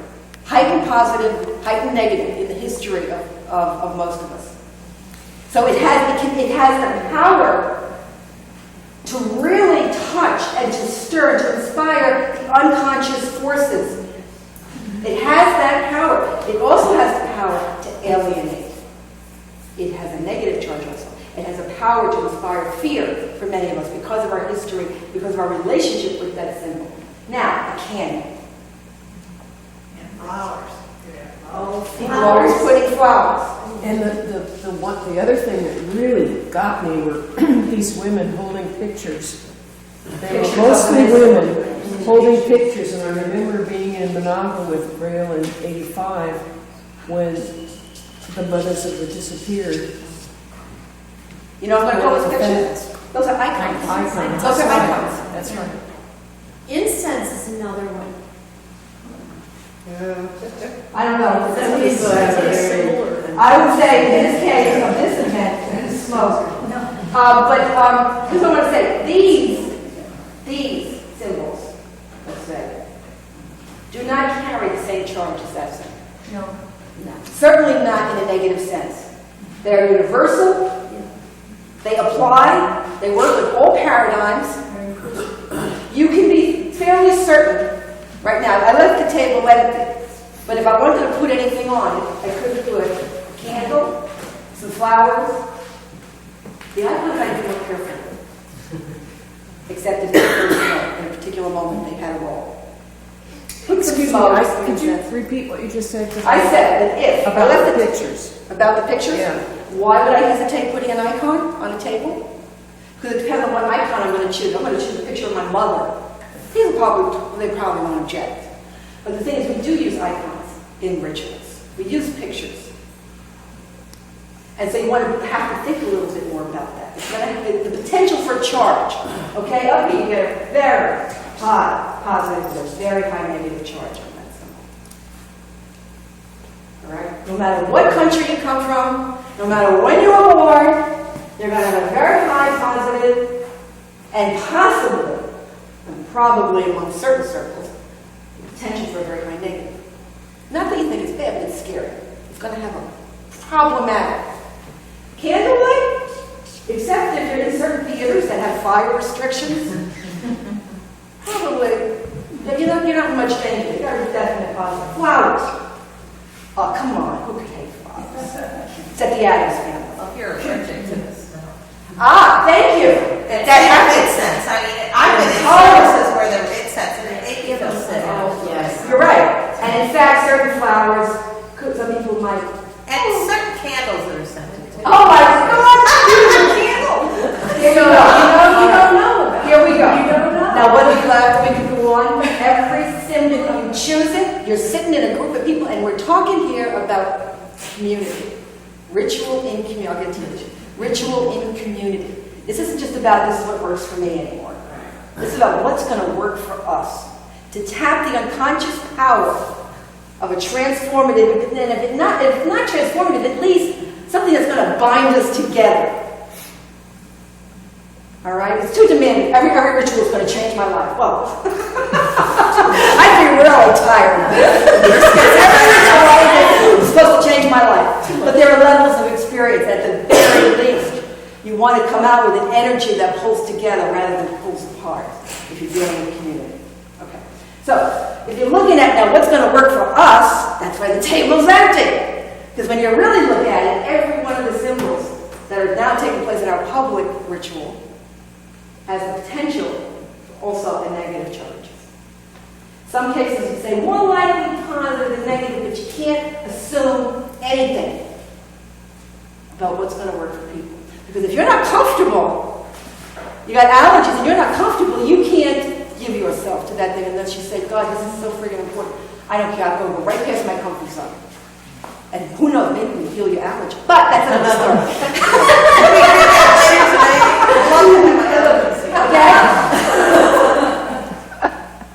So that's what we're dealing with when we talk about rituals in community. That's what makes it so important to begin to understand how it functions in groups and not just within ourselves.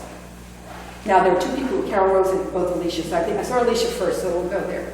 I want to say along with the positive negative charge, you were talking kind of like a spectrum of strength, like the high charge, low charge. I think maybe that's important to remember too, because I've seen flowers in some sense be such a low charge that there is nothing that draws. I mean, if it's at a funeral, and you've got that big spread, or like the expression that Diana's people throwing flowers at the gate, it had a meaning attached to it. But at one of the hospitals, they have an interfaith chapel, and I feel the lack of symbol in the chapel. And usually there's a bunch of flowers on the altar which become so low charge that they are no symbol. They become devoid. So I have no focal point sometimes in there. So I think being aware of where that level is going to fall. Right? Because it's like that science, physics, equal and opposite reaction. Every action has an equal and opposite reaction. So the higher potential for positive charge also gives the higher potential for negative charge. Carol Rose. I just want to say, I didn't grow up in a church. So the formal rituals of churches are not so familiar to me. What I have done a lot of observe-based rituals.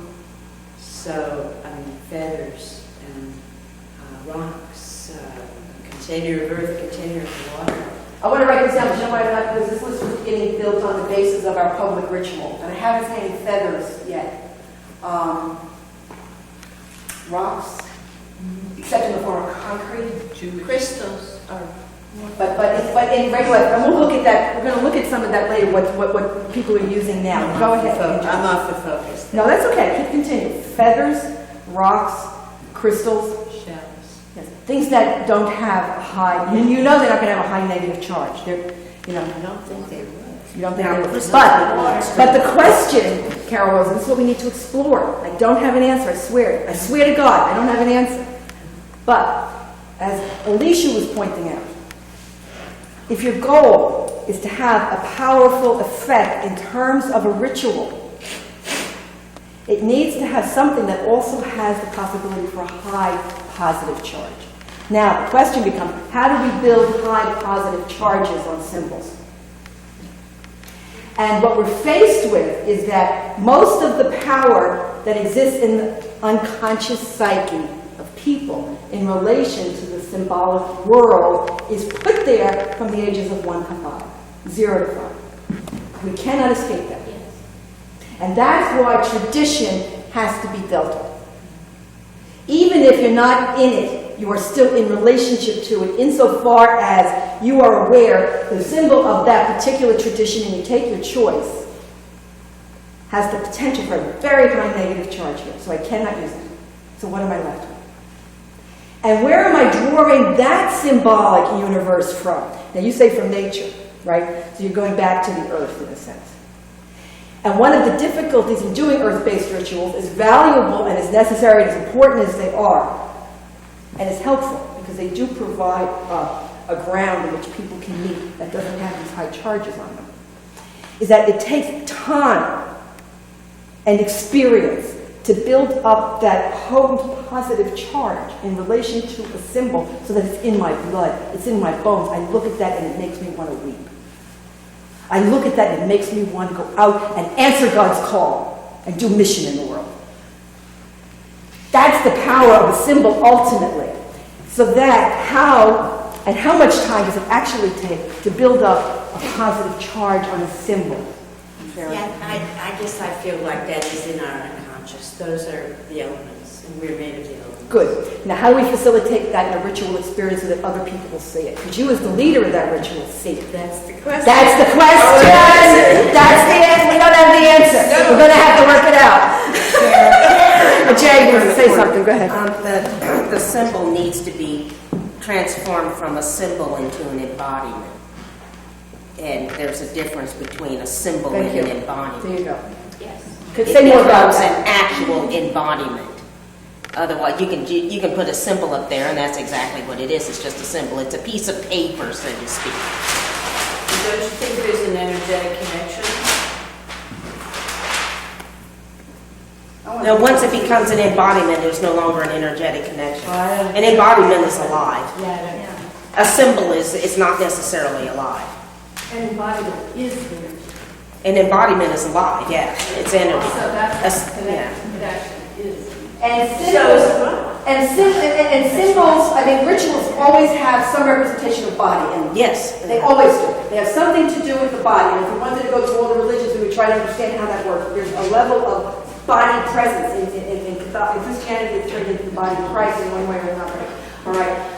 In the earth-based religions, we're now talking about the body of the earth is our primary body, an embodiment that we want to be about. Okay. The thing about embodiment too goes way back when they were putting on the horns of the animal, mask of the spirit of the ancestor. They were no longer them. Part of them. They were the animal. Yes. They were that spirit. Yeah. They were that ancestor. I made the great mistake.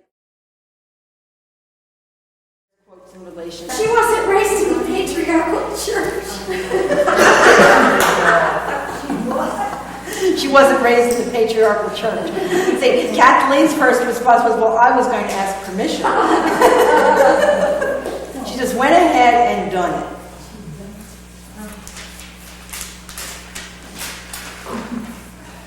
Now let's have some reactions to what's in the on our empty table here. Judith? Okay, No, wait, hold on. Not to the papers, to what's on the empty Oh, table. the paper, I'm sorry. That's okay. And that someone just put it there and all of that. Jay, you already was expressing a reaction before. What did you say? What? Looks like a Cookie Monster? I thought it looked like Cookie Monster. You didn't know what it was. And he said, what's that? It's a Cookie Monster. That is a butterfly. From a distance, it looks like cactus. Uh-huh. It apparently has the effect of cactus because she touched it. And she seemed to have gotten hurt by it. At this point, it has no meaning to me. It's just an object pulled out of nature. I know what it is. Right, But why it's there. right. Other No than a idea. decoration. Why did that person, Well, that particular? To me, it's a reminder that there's something going on in nature, and often I forget to pay attention. Like, we get so involved in human stuff, and it's like, oh yeah, nature just keeps going on, doing its thing, and this is what it's doing right now. Right. Well, why those two? Do they have any relation to each other? Well, I think one came out of the other.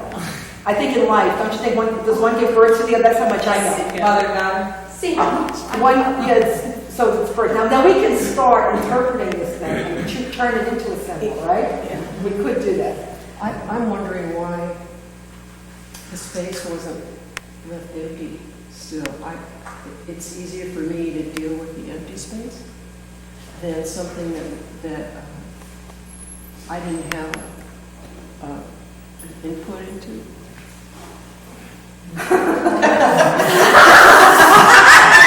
Oh, I hate that. Don't we hate that? That's true. You are not in control. I know.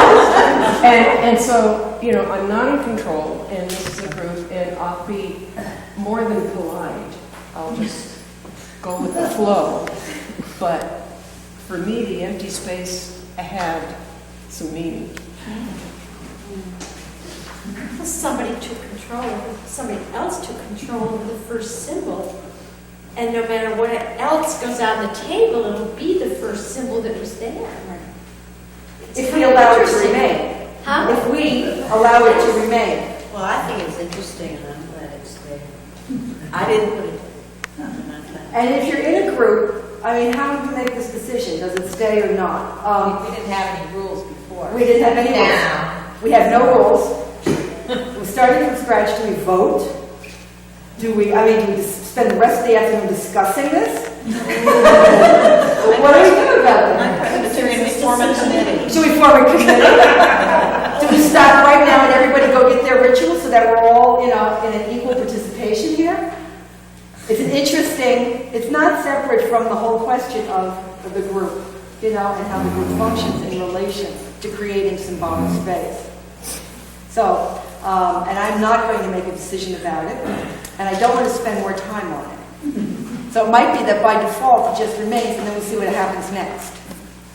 And in addition to, like you said, you preferred the empty space just because of the symbolic meaning of the empty space. I must say, I also, me personally, preferred and I'm going to be very honest here, I preferred the empty space, especially when it's that on there, because that's not pretty to me.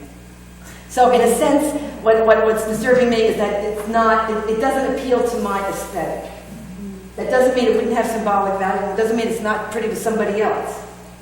But my problem with it is more at the level of aesthetics than the group. But that's a whole other question. We'll have to talk about aesthetics as we proceed. So I mean, anybody can say what they want with it, but we only have like 30 more seconds that we're going to give to that, and if nothing else happens with it, it's there. Well, it is an example of spontaneity. Yes. The spirit movement. One other option in all of this is to turn to the person who did it. Because one reason is, Alicia said, I don't know how that got there or what it means. And perhaps if you were here and you saw Helen enter with it and put it there, that in and of itself, seeing it connected to a person, automatically gives it some meaning. So Helen, whatever possessed you, to just do that. What were you thinking? Well, I like the symbolism of it. Roughness and breaking open, and the kernel. I just thought, it's something around which you could do a ritual, or you could think about it, because it's pretty powerful, really. Okay. All right, let's go on. Yes, sir. She didn't even center it. I mean, she just...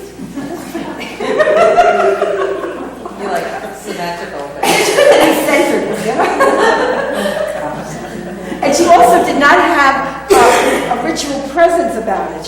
If you saw her come in, she just came up to the table, she went like that, and she went away. So it's all interesting, it's all connected. No reference. No reference. Well, nothing that we recognize as reverence.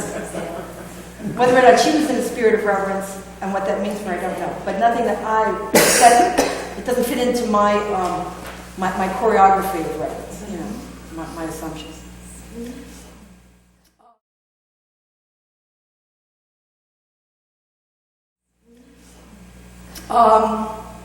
Okay, ritual. Ritual, first and foremost, is a whole.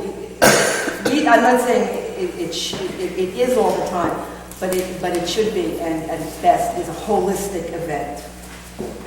The whole of the person is involved, and the whole of a person involves them emotionally, psychologically, spiritually, socially, politically, physically, sensually.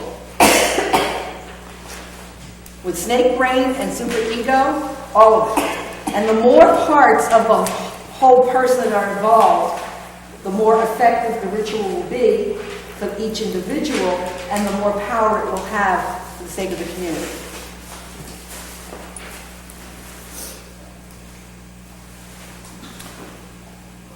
I'm just giving some basic fundamentals of ritual, then we'll see how those can be acted out or they are acted out. Next fundamental is ritual is a relational event. It is fundamentally a call to being in relationship. A relationship with the community, that's part of it, but also the relationship with the other in whatever form that takes, other with a capital O. When we are in a ritual, what we are acknowledging is that we are in relationship to the other. That other can be the community, it can be a god in whatever form, or a goddess, or the earth mother, in whatever form we experience the divine principle. That can be the other. Nature is the other. Whatever is, the important point is that I am acknowledging there's a me and then there's not me. And that me is an other that has legitimacy and importance, that is at least equal to me, if not actually in some cases superseding. It's intrinsical to the power of a ritual. It reminds me of, the celebration of me.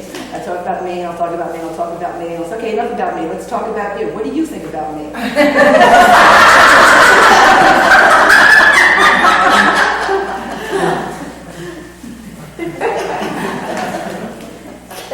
A ritual is not all about me. It's about me and my relationship with some other that is equal to, or in some cases supersedes, the me. My own bias is that the more powerful rituals acknowledge our contingency and acknowledge the presence of something that is greater than me. That's what my experience has taught me. However we want to define that. Even once again, going back to the public ritual we're sharing, in this moment we're defining an America that's bigger than me, and at the next level, a community of Americans who all together are bigger and supersede the me. This community and whatever it is that's holding it together and that we call America is somehow bigger than any one individual. So that's a hard one for some people and for many of us for lots of reasons, because we are in a culture that celebrates the supremacy of the individual. And so how to hold that tension and whatever truth exists inside of that in relation to the importance of understanding my contingency, my vulnerability, my dependence on something that's more than me is part of the challenge. And to the extent they were able to do that, the importance and the potency of the ritual follows and is in relationship with that.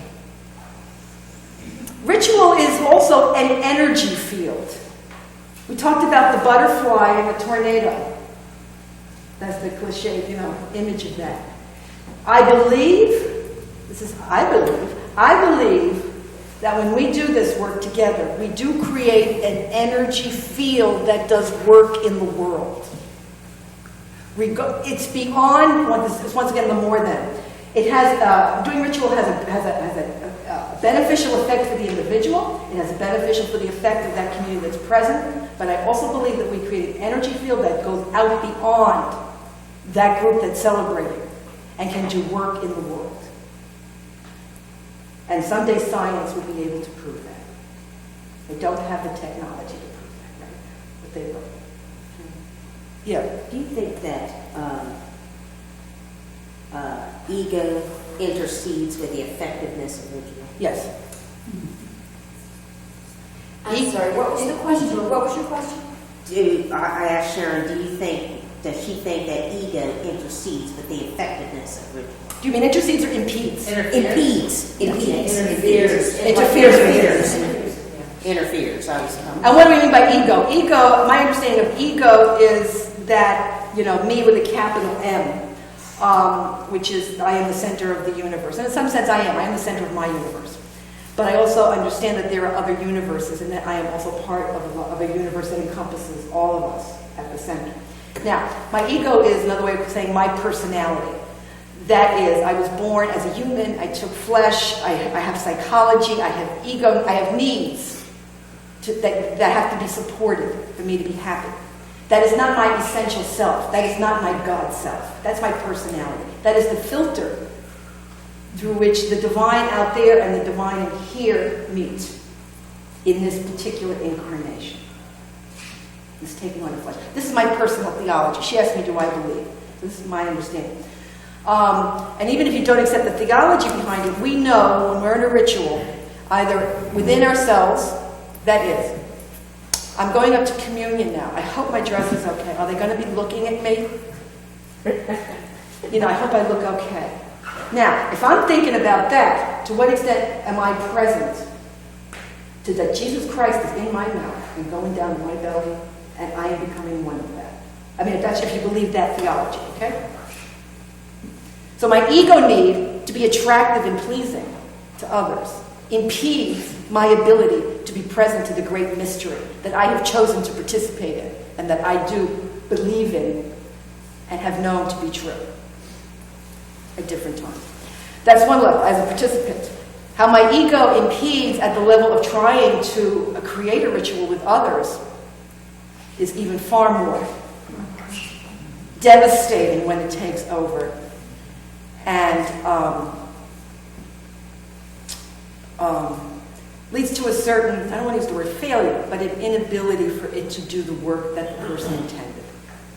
If this ritual is about, look at me, aren't I spiritual and aren't I good? And didn't you like the way I put this together? And aren't I so smart and wise and holy? And whatever it is, whatever your own ego, personality need is in a given moment, if you're about that, in direct proportion to the extent you're about that, you're not a clear vehicle for the spirit to move and to become greater than you are and touch the greatness that you are to become even more than your personality is.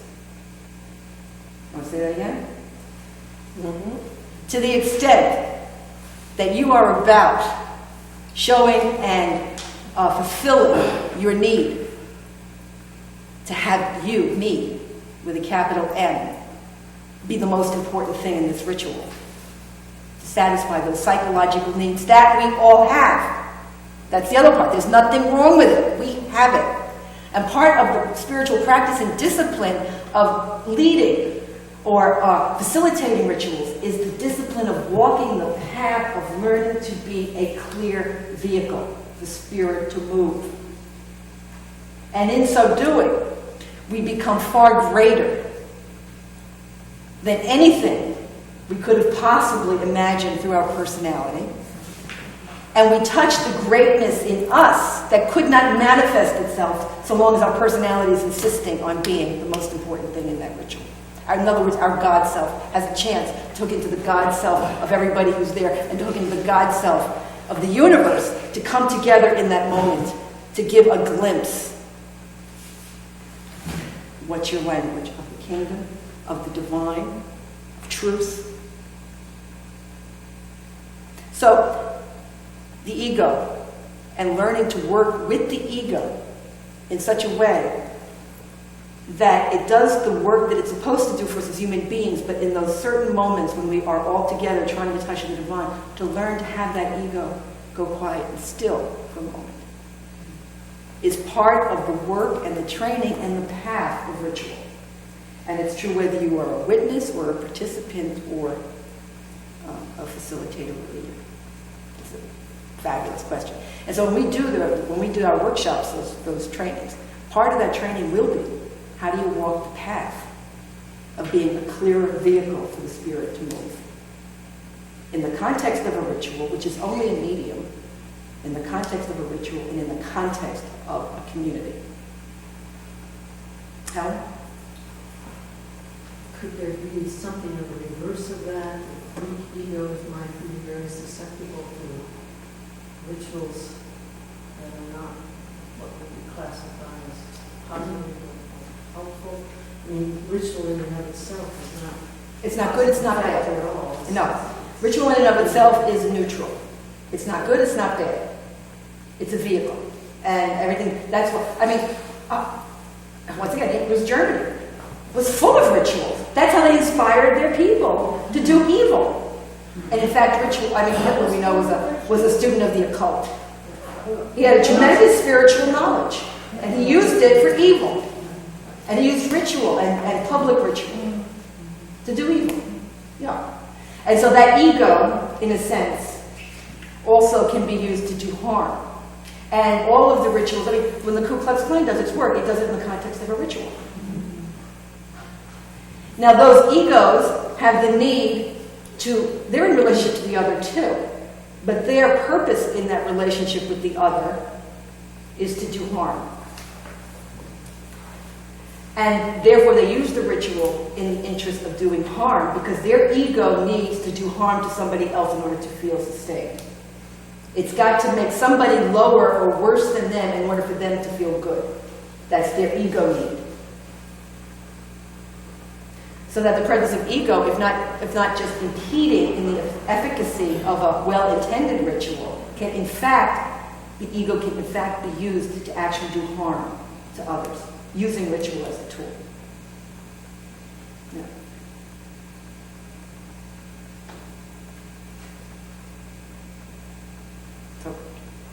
So there's this energy field that we put out whenever we're involved in ritual, wherever two or more are gathered.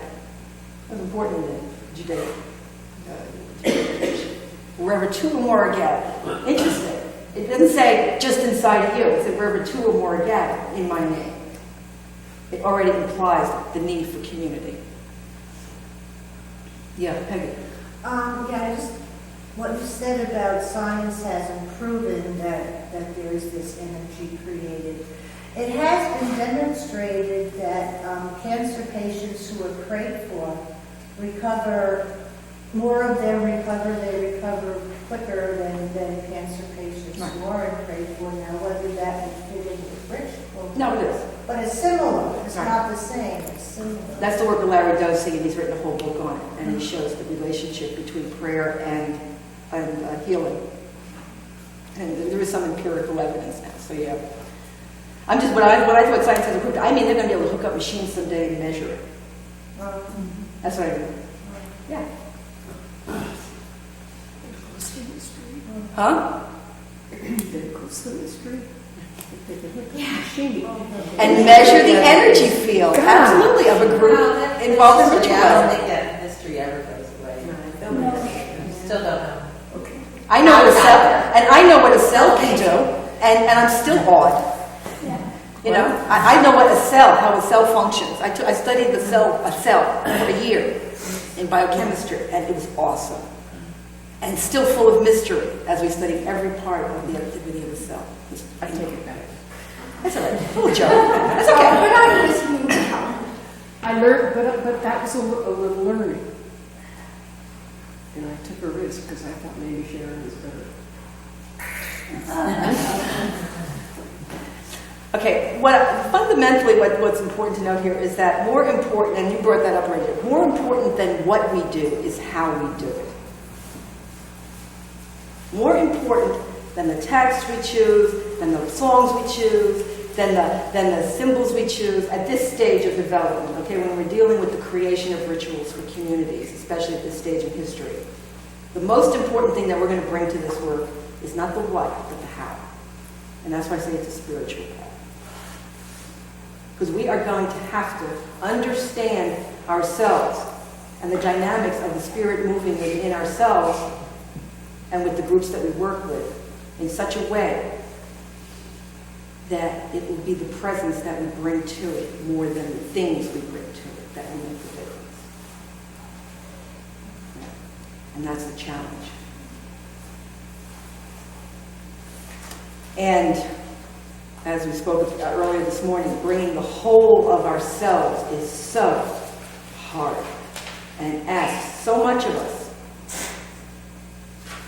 To bring our darkness as well as our light, not only into our own consciousness, but into the the presence of others, and to be willing to be that. Our own dependencies, our own needs, our own personal limitations, to let that be present as well. It can be so difficult that we have to grow in order to move more into deeper levels of ritualizing with others. Each of us is called to a path that will ask us to grow, one way or another, to meet what the ritual is asking of us, especially if we're going to lead it.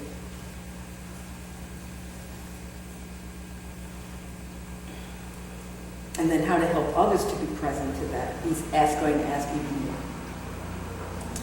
And I believe that there are many ways and kinds of rituals, and that there, none of, once again, there's no bad, there's no good, there's just different ways. And I believe that we've arrived at a moment where so many people are doing rituals that I personally make a distinction between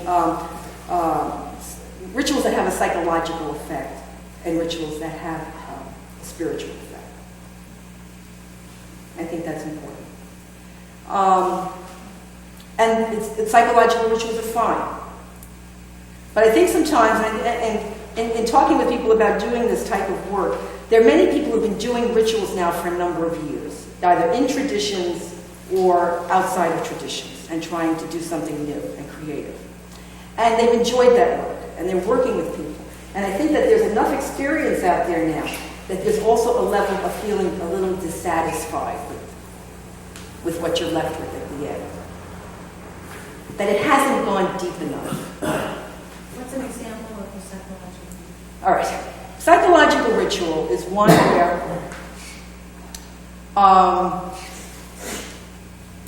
it can happen inside a tradition. I'm not saying that, but the first example that comes to me is a lot of what we're trying to do now, where we take elements from many traditions. We're trying to create something new.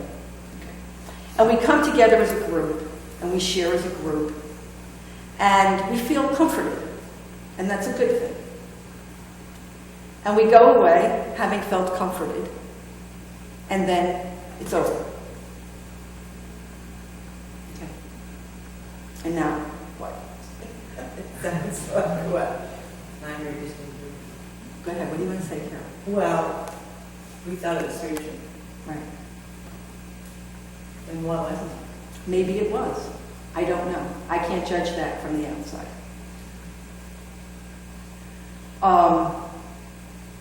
My understanding of, and generally psychological rituals, I think, have not completely, first of all, given up the ego and touched the God self within.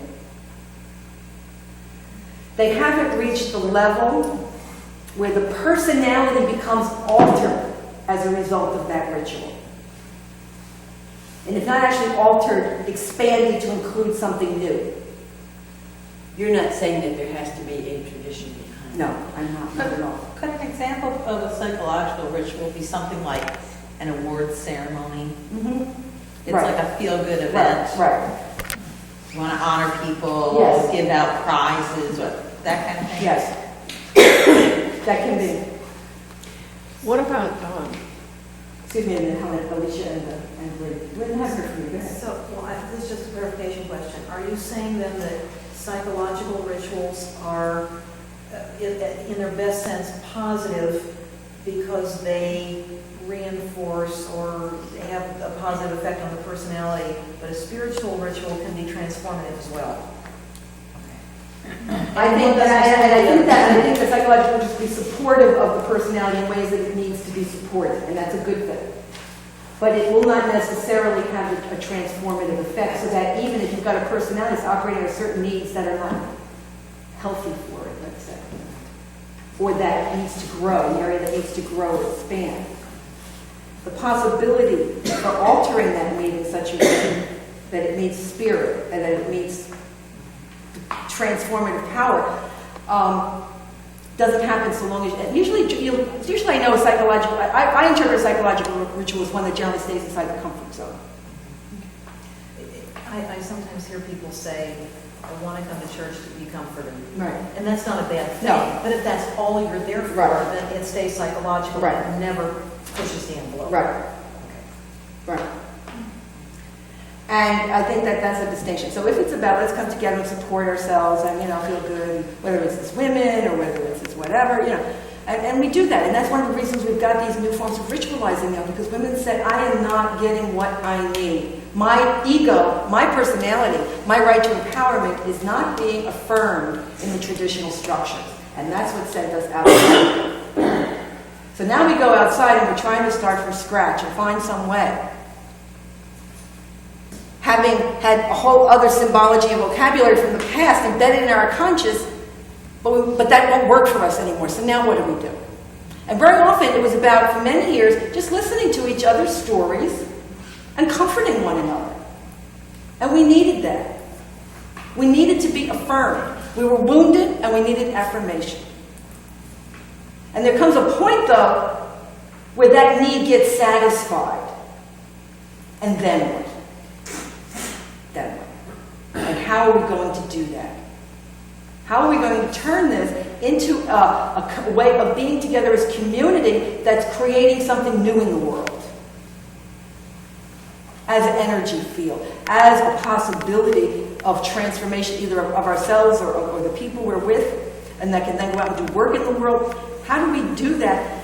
And because it's something that we have never done before, it's not going to feel comfortable. We may not always feel affirmed. But it requires people whose egos are strong enough to withstand that and to find inside of it the lesson that can help them to grow, to meet the challenge. Yes? I have a problem with the dichotomy of, comfort versus non-comfort. Because I found one of the greatest sources of comfort to be a connection with the higher power, and that's one of the things that ritual is supposed to bring about. I don't think we should have preconceptions like that of how the experience should be if it's really spiritual, because us being comforted. That we're all connected, just us being comforted or enabled to love more and to feel more loved, will probably move outside of us too, to the larger community. So, maybe that's another difference. When it touches at the spiritual level, it by its very nature will want to move outside to the larger, to beyond myself. If it's strictly a psychological event, it really is just about me being comforted. Now that doesn't mean it's wrong. Now the other thing I want to say is I'm not saying either or. I'm saying a ritual at the spiritual level will comfort us and. Okay? I'm not saying one or the other. I'm saying there's this and that because it is a holistic event. you really feel it has to necessarily go beyond comfort? Maybe not. I don't know. I can't judge that. Yeah, I know. It's all unknown territory that we're exploring. Mm-hmm. But I feel that this, here's what I want to say, Meg. I feel this is a moment when enough people have been ritualizing and trying things and being creative. And this is important to me. If you have anything to say, this is one of them. This is the second one. The first one was we need community. No one's really dealing with that. Certainly not outside of traditions. Okay? I mean, true community. Okay. The second thing I want to say is it's time for us to challenge ourselves for more. And maybe it comes down to the intent that we go to it with, unless, so long as we're not just demanding to just be comforted, but come there with the intent of, becoming a vessel somewhat, God's will be done. But not that, I wouldn't want it to see happen that if it should turn out that what we get is comfort, we're going to start feeling, oh, that's bad. I'm not saying that. I am not. And see, part of that is the split between one is good and one is bad. Yeah. We're whole people, and we come with all sorts of things, some of which we know, some of which we don't know. And all these different things are going on at the same time. Yeah, I can see that, yeah. But what I have seen in many rituals is that the sole purpose of that ritual is I'm going to walk away feeling good about me. Right, so you're not really open to the spirit then? Maybe they are. I can't judge. But for me, it's personally not satisfying. Because I've had the experience where I've had the opportunity to not only feel comforted, but to feel that a realm that I didn't even imagine has been open to me. And nothing less than that satisfies me any longer. Although I respect the need of others to engage in that, and that comforting and personal needs will always somehow have to be satisfied, otherwise we wouldn't be willing to be there. I don't want to go someplace I'm not going to feel good about myself. Why would I want to do that? They're just saying there's more. There's a wonderful line in the Episcopal, one of the Eucharistic prayers that says that we're bidden to come to this table not for solace only, but for strength. But for And what? not for solace only, but for strength. And that always resonates with me because it keeps both of those things in the forefront. We need both. And of course, I'm talking about this when we're dealing at clearly and accepted among the group spiritual purpose. Okay? And if we're talking about using ritual in so many different ways and in so many different places, we can't even think about going there. Because that's not an identified spiritual purpose. So, that there's a whole continuum of possibilities depending upon who's engaging in this and for what purpose. That's all. But I believe that those who engage in the work of ritual at some point will feel called to, first of all, become clearer vehicles for the movement of the spirit, or whatever you want to call it, through that work. And secondly, to try to engage the community in a level of experience that they may not always and normally engage in, for the purposes of allowing something to be revealed. Not just affirmed, but to be revealed. Jay? One thing I've heard a couple of times in this discussion, and that's kind of triggered a memory with my past experience with community and with the community that I'm presently involved with. We talked about going and looking for comfort and strength. Those two things, when you approach a ritual or community or any group of people, let's say community or ritual, and you are coming for comfort and strength, now think that you are coming for something. Think that you're coming and you need something, so you're taking a little bit of something out. And that's fine, especially when you're in that particular space. But if you're in that space all the time, it can be very draining to the individuals around, especially if everybody goes in that particular spot, if that's the definition of your particular purpose of the community and the ritual. And I think in the past when we've been in, let's say, traditional Christian communities, where the church and the priest are supposed to provide that comfort for you to go into the confessional, for you to go to the church, and that's going to be the place for you to derive that comfort and that strength, that you're not really bringing anything into it. And I think when you approach a ritual in a community, in a place for a lifetime in particular, always in that place of need, it's going to start draining that source, and you don't understand that you're that source, and what's going to happen is going to start draining it. And in the community that I'm presently involved in, the thing they keep pounding into people is when you come to the rituals, you have to bring the Thanksgiving, you have to bring these things, you have to bring this stuff. You don't just come to watch the ceremonies, this isn't a place to come and watch.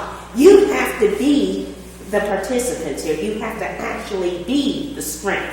And you bring your Because- vulnerability, and you bring your you have authenticity. to bring it. bring You all have of it. to do it, because if you don't, it's going to fall, and it's going to fall fast. And it's very, very difficult to convey this kind of thing to in a tradition with people with this kind of background, where you go looking for solace or comfort or strength and expect somebody else or a community to constantly provide it for you. You know, so in a community, yes, it's good sometimes if you're going through a crisis and you really are not in that place where you can't get it out, you know, and the community is there for you, but the community, the purpose of the community isn't to be there for you all the time. And you have to, just like your purpose also is to give 110%, kind of like a bank account, and then when it's your turn to give out, then it's there, you know. So, Yeah, Carolyn? Just what Jay's articulating was told to me by an Indigenous person when approaching a sacred site, that you bring your energy, bring your gratitude. You don't just take the energy away from it. And I'm wondering if this is the same spirit to approach this. And to the extent that we do that, we have greater benefit from the ritual also. I think we don't take rituals seriously enough. I don't think we have given enough to it to really understand what it can do. And part of that is because we don't have the circumstances that encourage us to do that. Meaning, what we talked about today, authentic community, the safety that provides, the ground for standing on that.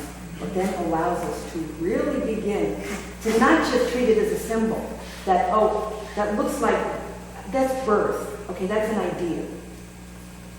To really have that symbol become integrated into my identity and my understanding of the world, truly, not just at the intellectual level, but at every part of my being, is such a task and requires so much giving up of self and giving of self.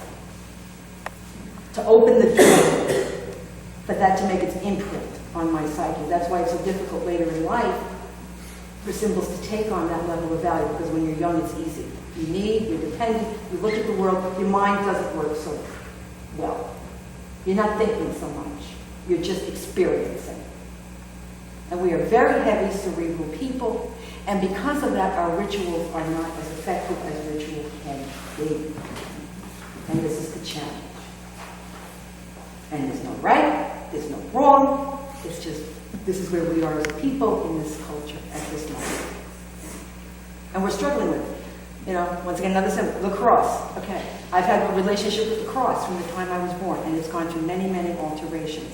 And yesterday when it showed at the cathedral, it was up there, draped in some kind of white, and suddenly it was a perfect moment for me to see the cross and to understand suffering and what was happening among our people right now.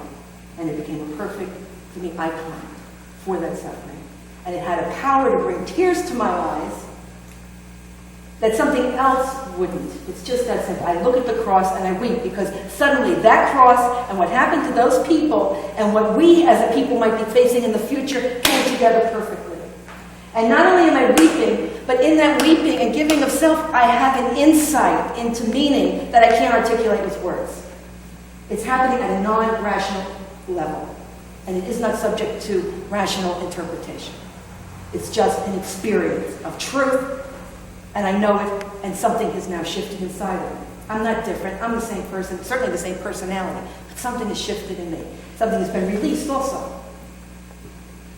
As love, goodwill, my own desire to comfort and to help into the Lord. Ritual itself is mystery that we are learning about and is revealed as we do it.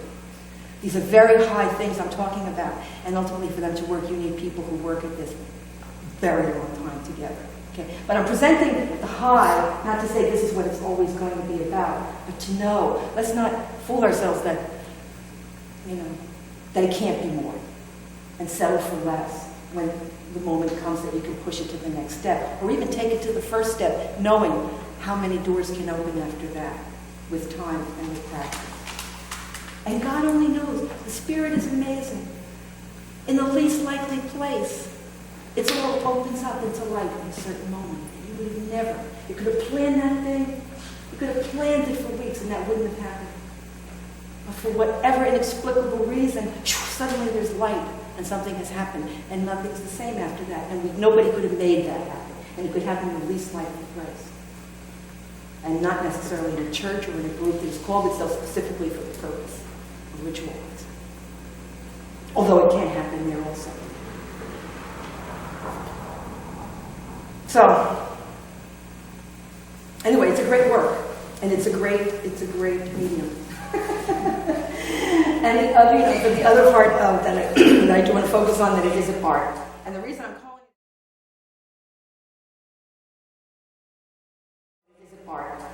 I'm calling it an art is because at the point where we're not just counting on a formulaic tradition to tell us how to do it, it counts on a level of process that is closest to the creation of art. There's a certain point at which a psychologist or a therapist understands that what they're doing is not a science but an art. There's a certain point, I think, at which good liturgical people understand what I'm doing is not a science, it's an art. What does that mean? It means somehow, with the powers of creativity and sensitivity and receptivity in the world, can somehow join together to be in absolutely perfect synchronization with the energy field around it, and to know how to create something out of it. Art is basically, how do you create? And when we create, we're artists at their best, have this way of perfectly synchronizing all of the elements in the energy field in such a way that something beautiful and new is created. And so ritual as an art means that. We're not counting anymore on formulas. So if we're not counting on formulas, what are we counting on? And where do we get our authority and insight from? And it's a creative process. And the other thing is, in terms of what we use, the vehicles we use to create the environment, okay? They're going to use all of our senses whenever possible. You want to involve the whole body. Things that you see, things that you hear, things that you smell. Now you can correct things that we hear, the music, right? The sounds, the silence is a form of human hearing. Things that we see, the icons, the flowers, the candlelight, the flare, the cross. We see these things. Okay? Things that we smell, the incense. Someone talked about incense. Right? That's why incense is always used in traditions around the world. Sage and the indigenous people. It's very common. Except the Protestants wanted to pare everything down. That's another story. But I bet you anything. They could be smelling the wood in the floor or smelling whatever the smell is of the person next to them, because you cannot deny the senses. And somehow the smell of a place will become fixed in the mind and the memory. Taste, very often in many traditions, involves the use of the mouth, eating, ingesting of something to bring in the sense of taste. Touch. Her first inclination was to go up and touch Helen's sacred symbol. She got pricked, but she wanted to touch it. Let's see. Holding of hands during the Lord's Prayer. I'm trying to imagine, how are we using the sense of touch in our own rituals? Shaking of hands. The shaking of hands. Or, as we do the piece. Yes, as you do the piece. On and on and on. It's a very small group, and we get out in the aisles. Mm-hmm. And embrace it. Peace of the Touching each other's bodies. I always ask the children if I have a hug. I was present at the Sundance with Jay, as one of her supporters, and talk about the sense of touch. I mean, these are people who are out under the sun and in the elements and allowing all of it into their skin and into their body. That's using of the sense of touch. And in other traditions that are not so between here and here, whenever the whole body becomes involved, extraordinary things happen. And it's happening at the level in which the skin engages with the elements and with the world. at a level that is certainly not comfortable. It's amazing too. We do a healing thing every Sunday during the Eucharist, and we have a different team each Sunday, and we take the oil and anoint the person, and then the hand goes on top of the hand, and I've experienced that. It's like what you experienced with the cross. It's like a faithful person's hand on top of my head, praying for what I need because I asked for it. It's just The touching. yeah. Becoming physical and engaging. God only knows what all those energy fields are about when they start to mix and touch also, and how that helps. So one vehicle is certainly whatever it takes to get all of the senses and as much involved as possible, without violating the boundaries of the people who were there. And that's the trick. Otherwise, it loses its power. And that's what's so difficult. And that's why today I cannot give you how to. And that's why there's a 3-weekend training. I'm not telling you to come to it, but I'm just trying to explain how there is no how to at this moment. Because you want to use all that stuff, you want to use it in a way, excuse me, that it's not going to have a negative charge, right? And at the same time, do it in such a way that you do not violate the boundaries of other people who are assisting and being present to this, and that they will be able to receive it in the way in which it is intended. That's hard. Yeah. Because some of our folks need that hug. They need to have somebody else open their arms, but some people go and sit down because they don't need that. They need the opposite, and so our priest has to start singing at the back to give people a clue that they should shut up now. This is not the coffee hour. Yeah. And Sometimes that can go too far, that physicalness and that's talking business, and take away from the sacredness of that experience. I remember one morning, we used to do morning prayer services over in the oratory. There was a period where we would do a meeting where we would do that. And each one would take a different turn at it. And one morning, I tell you, morning is not my best time. And if it's 8 or 7:30, which is what we were doing because the farmers were working, and one morning, this woman, who must get up at 4, usually we go pretty simple. It's pretty monastic, you just say the prayers. This woman decided we were going to be really creative this morning, and we were all going to go around and look in each other's eyes to really connect. If your eyes are open. That can be an invasion. And that's what it felt like. I do not like compulsory intimacy. I don't find it as real or authentic. First of all, there was absolutely no preparation for that level of intimacy. If you really want to do that, man, that is a level of intimacy. If it's not just symbolic, but embodiment of the thing that the symbol is supposed to be doing through that action, you got to do a lot more work than that. So that's just an example of how tricky it all gets to be. I'm just throwing out pieces of things. Let's be good postmodernists. We're deconstructing this thing. And I don't quite know the way to get it all together. I don't think any of us do. Judith. That brings up something that I've been wanting to ask you for a little while, and I didn't know quite where we come in, but it ties together a bunch of things that have come up already, including the fact that theater came out of spiritual ritual and so forth. But we are a storytelling people, and I believe that the kind of ritual you're talking about that alters the personality is based on a story someplace. Now, it might not be overt, it's going to be sometimes undercover, but now the Christian communion, that's definitely acting out of a story. And this conference that I was talking about before was about the so-called news story, about the creation of the universe, and our excitement at being part of it. But no one has figured out, in quotes, a story that has like human characters. And this quote on your pages you gave us from Joseph Campbell suggests that it is possible, his last sentence there, that the failure of mythology and ritual to function effectively in our civilization may account for the high incidence among us of the malaise that has led to to the characterization of our times as the age of anxiety. Well, he's putting two things there, ritual and mythology, but I just wonder if good ritual isn't based on a story. And I've never heard this discussed exactly. It could be, Judith. But we don't have that modern story yet, or that postmodern story. Right. And very often what we do in lieu of that is we start telling our personal stories.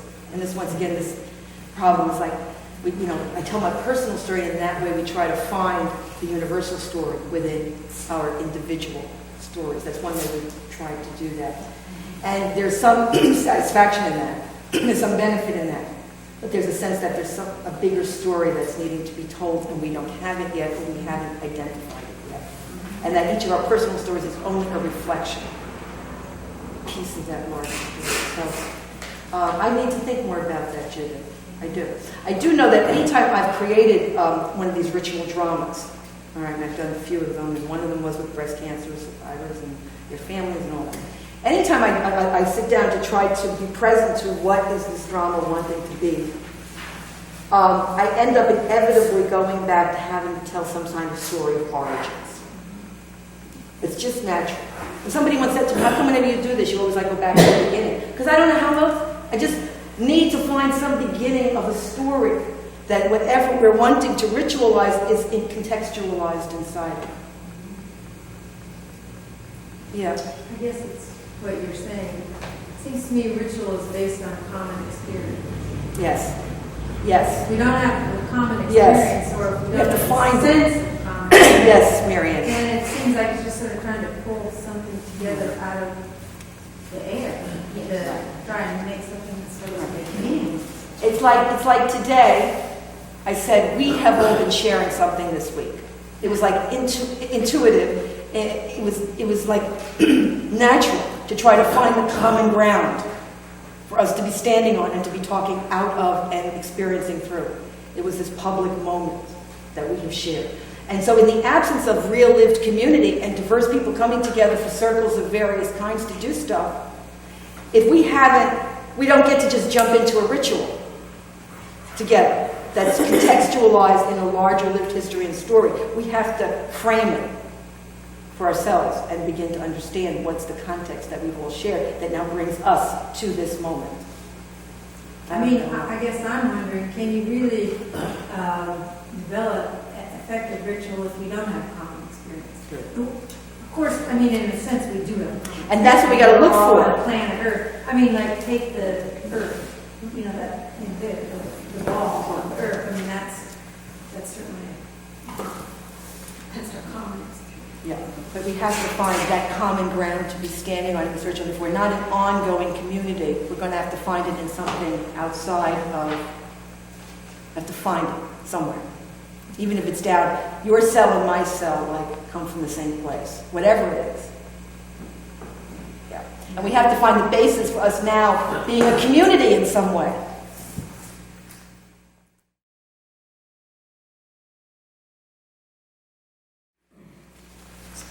Let's look, and I asked you to look at some of these elements of a ritual and what it takes to pull one together when you're working with a community. I'm looking at elements of a ritual. And each ritual will have its purpose.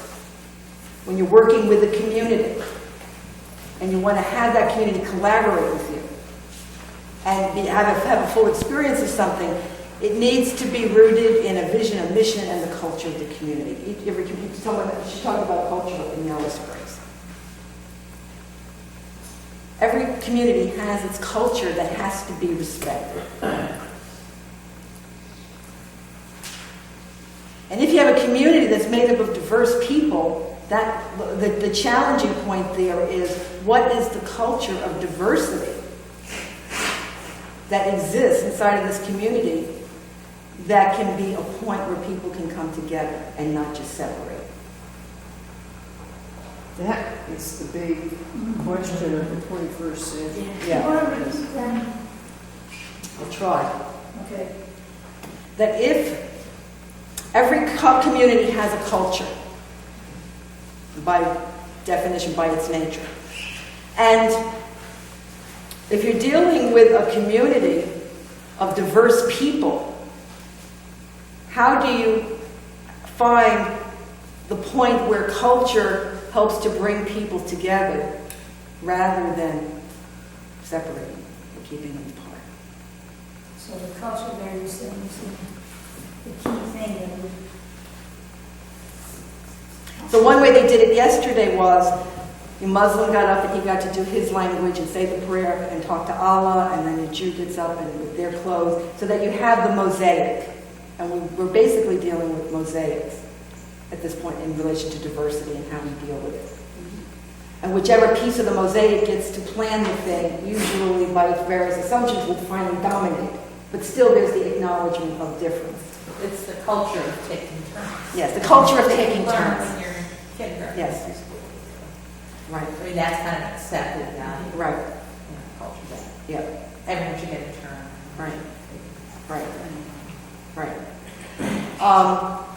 And that part of the American experience of the mosaic is that we really don't have a shared culture. We have various subcultures. And one of the outcomes of this week has been there's a sense, hey, maybe we do have a shared culture after all. Maybe there's something that we are all connected to or part of, for better or worse. And we have to see how that gets played out. We don't know that yet. It's just starting to maybe look like that. That goes across class and race. But there are blessings in not obliterating individual cultures as well, because each one has its own beauty. Right. And its contribution Right. to make to the whole. Right. Right. And this is a very contemporary problem. I don't know if historically it's ever existed before. That so much diversity was concentrated in such small spaces. We're talking especially in the urban areas. Yes. In the Roman Empire? Yes. Ancient Rome. Yes. But it was a mosaic. All in the city of Rome. Yes. Or in Egypt, or Yes. there were a lot of Alexandria. exchanges. Okay. How did they do? They let the people have their own piece of culture, and the central authority was just getting the money. I mean, they were not trying to create a community. I would object. We use community, the word community, a lot, but it's not always. First, there is a group. Community is something that you become. The raw material is the group. I mean, a group means gathered together in a space. So the Roman Empire was not a community, it was a mosaic of different groups all together in the same space. Right.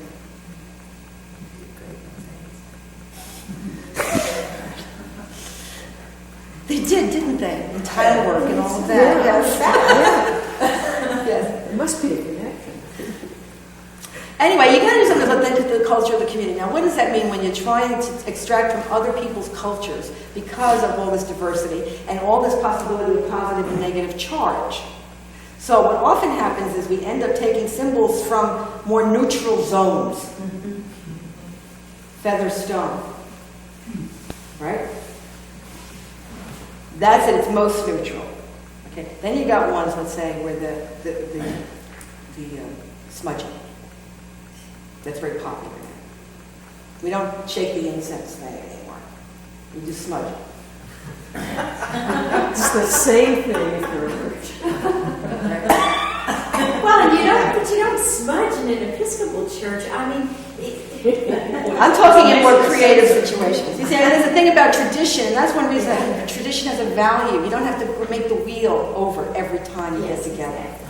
You do have a shared common story and history, and you can just get right to it. yes. You don't have to create the common ground. It's a given. And you can be as diverse as possible if you have that common ground of tradition. And you know what that is. So that's the value of tradition. Tradition has a lot of downsides too. But that's the part of the upside of tradition. Okay, that makes ritual possible.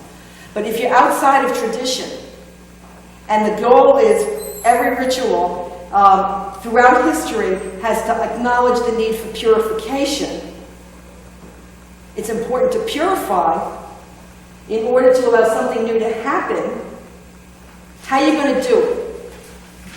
How are you going to symbolically and hopefully in truth, not just in head, experience purification in a way that is authentic to the culture of the people who live here and doesn't carry a negative charge? I think there are some things that are different in culture, and I think, as much as possible, they need to be tapped into, I guess, what Young would call the collective unconscious, and I think that, I couldn't tell you exactly what those are. Purification, fire might be a pretty universal symbol, of purification, but I think that's where we have to try to go for our symbols.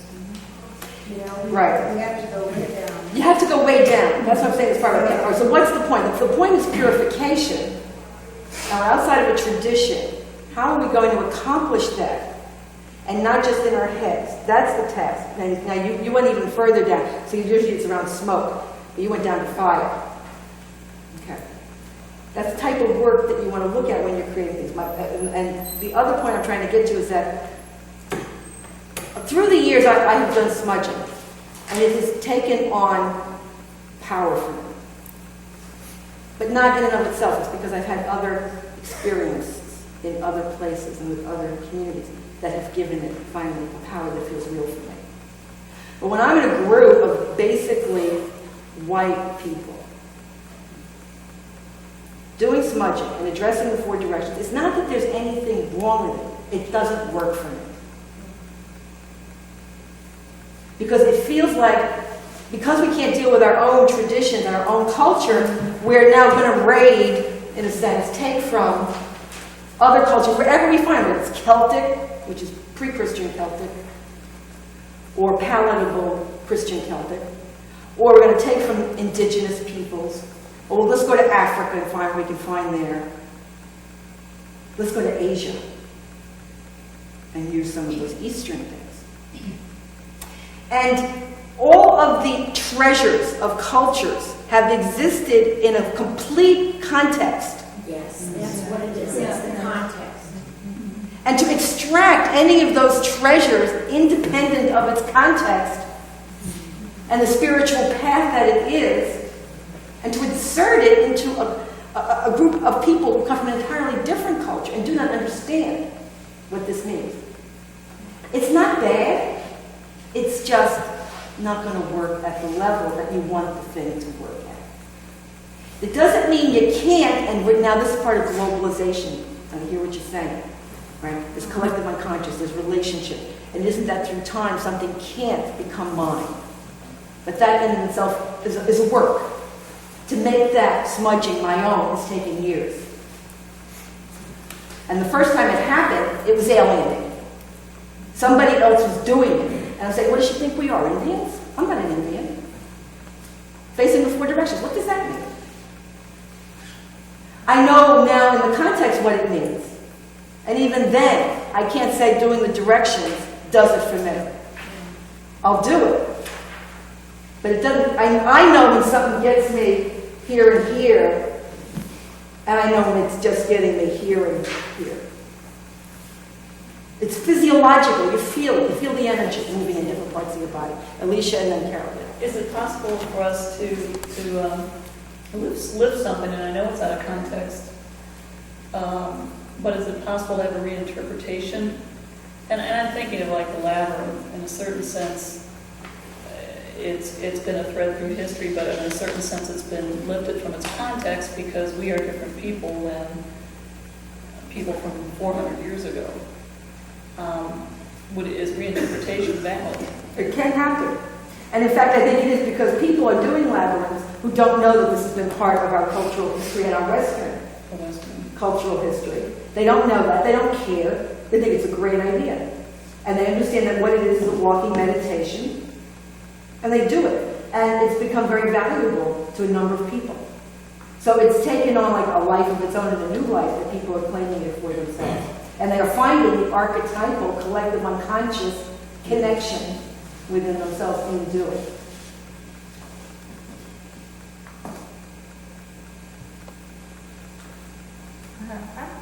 I guess I'm having trouble understanding what about this purification part. Well, first of all, you're asking this question, how Yeah. can we do this with diversity?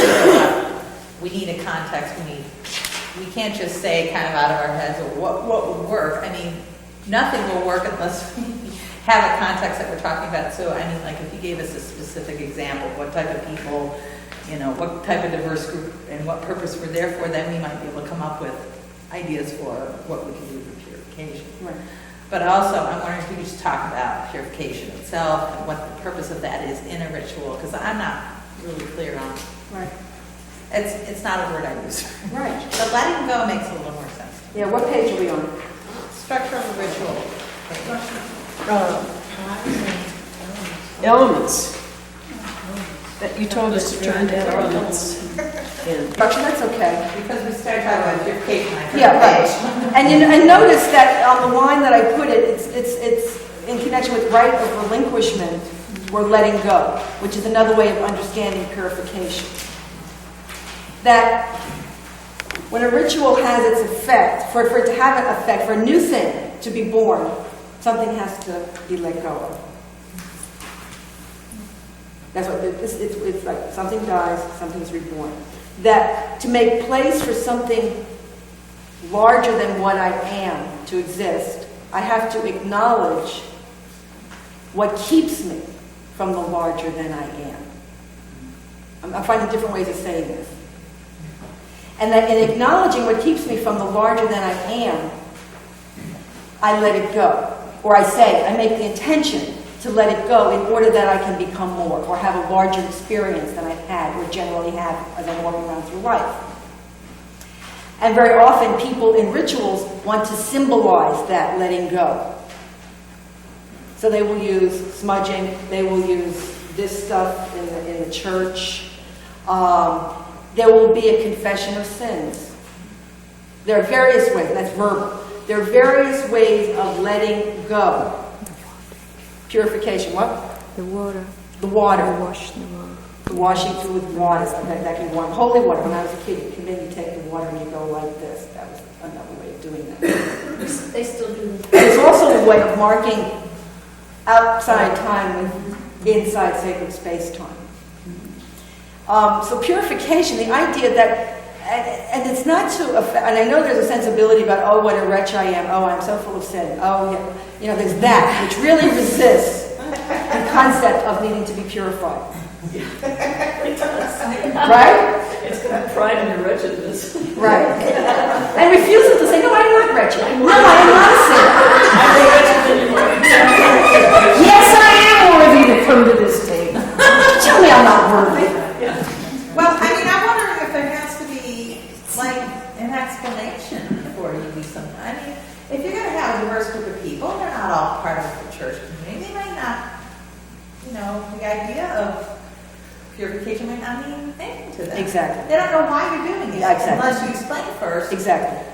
And of course, Some Carol. suggestion of what it is they might need to let go of so they know how to use that time. Right. So, I mean, I think the danger in ritual always is going through kind of an empty, going through the motions and not really having the inward movement that should be happening with the outward action. Absolutely. Absolutely, Carol. And the structure that is provided here is a structure that is based on what you can usually find across any tradition and in any culture when they're in the act of ritualizing. And there are many ways to understand how any of these elements are taking place. But the point of it isn't now you have to do this, and you have to do this, and you do this, and you do this. It's not. It's just to show that there are certain archetypal ways of carrying out a ritual that have always existed and that we're part of. How we do it is going to be another matter. And that's what you're pointing to, that you don't just get to do it in an empty way because that's the way it's always been done. It don't give a hoot, it won't work, and that's why you need a community and an ongoing group of people who are doing these things together, because otherwise it doesn't mean anything. And I think we have to constantly remind ourselves of what the meaning is. Yes. Or we forget. Right. I mean, I've been in different things where people have done smudging. I didn't have a clue that it was about purification. No one ever told me that. Thought it was just a nice smell? I just thought, oh, you know, they're into this Native American stuff, and they feel like it's like fine, you know. I try not to breathe it in too much because it chokes me, but you know, I didn't know that it was part of purification. You know, I just didn't know that.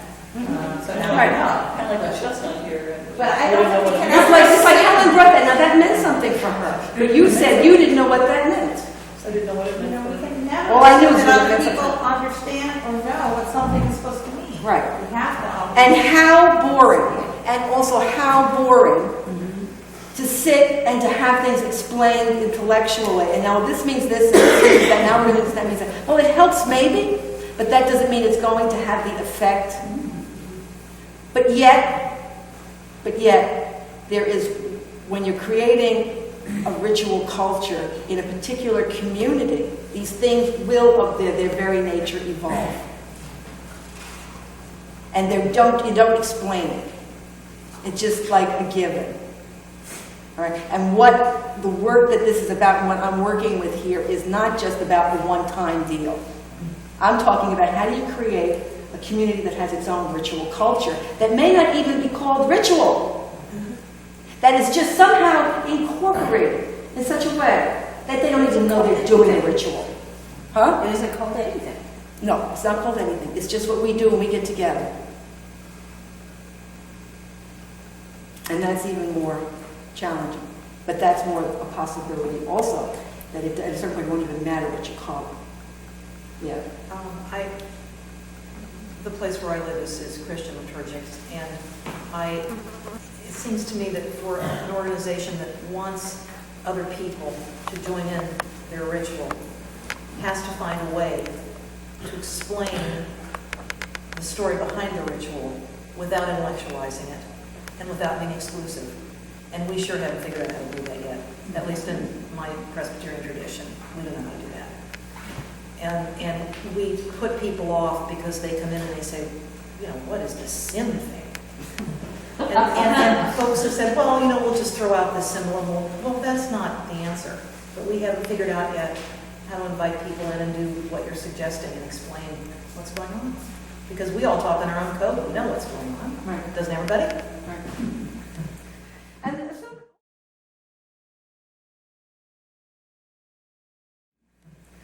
And so also something that I think has not been valued sufficiently, or has lost value, is the idea that people get initiated. The idea of initiation, that we're so American, I mean, we're Americans. If I can buy it, I can have it. First of all, if I can buy it, I can have it. Second of all, I have the right to everything. This is America.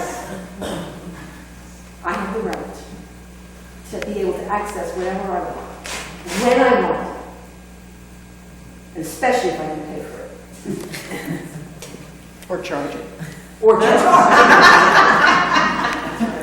And what I want to say is, we have lost respect for the fact that you got to work for things. And in the spiritual realm, there are mysteries that you get initiated into, and it takes time, and it just isn't yours because you asked for it. There are initiation into mysteries, and throughout human history, people have had to be initiated and go through different levels and steps in the spiritual path.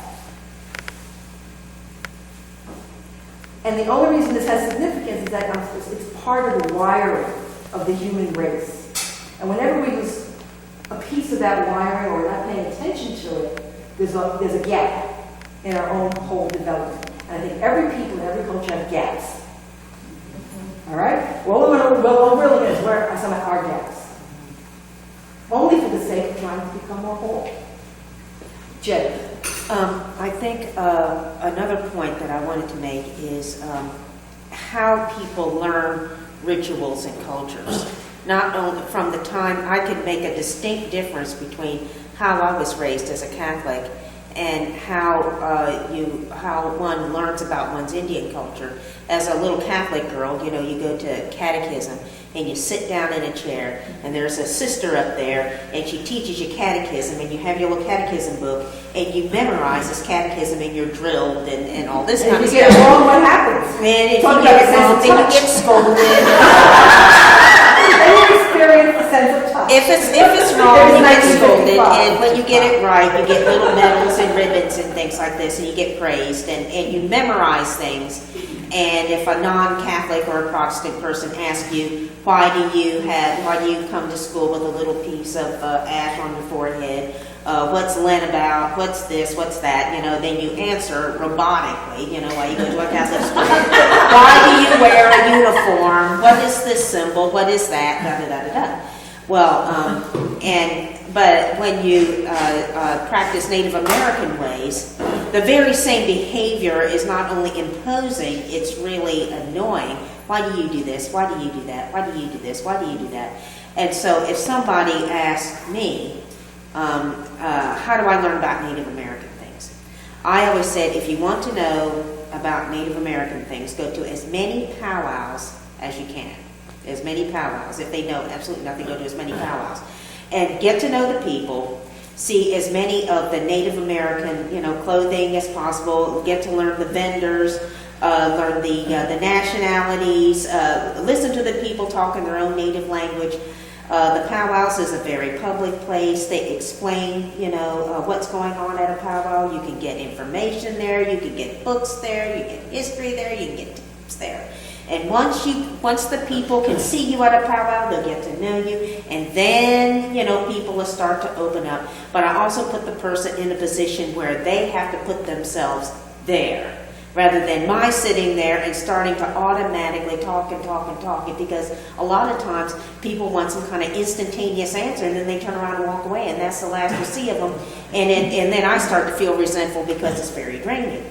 So, and it's not the same kind of thing. The learning of another kind of culture like that is not the kind of thing that you learn in catechism, or about American history, where the American Revolutionary War or something like that. It's not the same sort of thing. To learn a different culture or rituals in particular, you have to be around that kind of a culture to actually be a part of those rituals a little bit at a time. And then you'll see the smudging, and you get a feel for it, and then you'll see that, you see people with the little smudge bowls and stuff as they sit around. You'll get a feel for what the smudging is about, rather than, what are you doing here? Or what are you doing that? What are you doing? And it's like, you won't learn anything that way, because folks just get resentful and imposed upon, and it's like, they'll probably tell you something, but it's just very, very annoying and very imposing. And Excuse me, Jim. Yeah, I think what you're pointing to here is you don't just get to know or use a symbol or a gesture or a ritual or a cultural treasure. You have to live it. You have to experience it through the living of it. And I think embodiment. And I think embodiment. Okay, let's take a break. Thank you.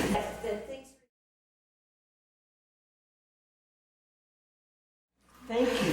The things related to family life were not sort of considered ritual. I don't remember your exact words.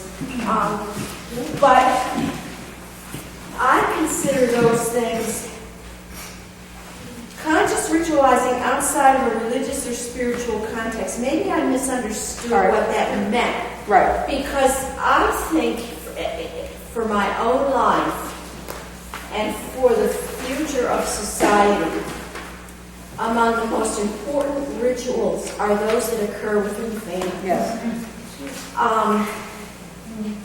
Because I think that, well, I won't go a lot further, but the rituals that I create within my own family life, as I've brought up my children, and now I have a grandson, those give structure to my life, to their life. And their spirit brought into the home. Yes, exactly. And if I change something, sometimes they're even at an unconscious level, but if I change something, like I bring out a different birthday cake.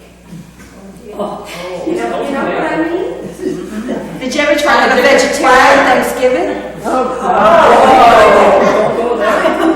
if my husband head of the table on a holiday, for a holiday meal. It's not that he's a power broker. He's not that type of person.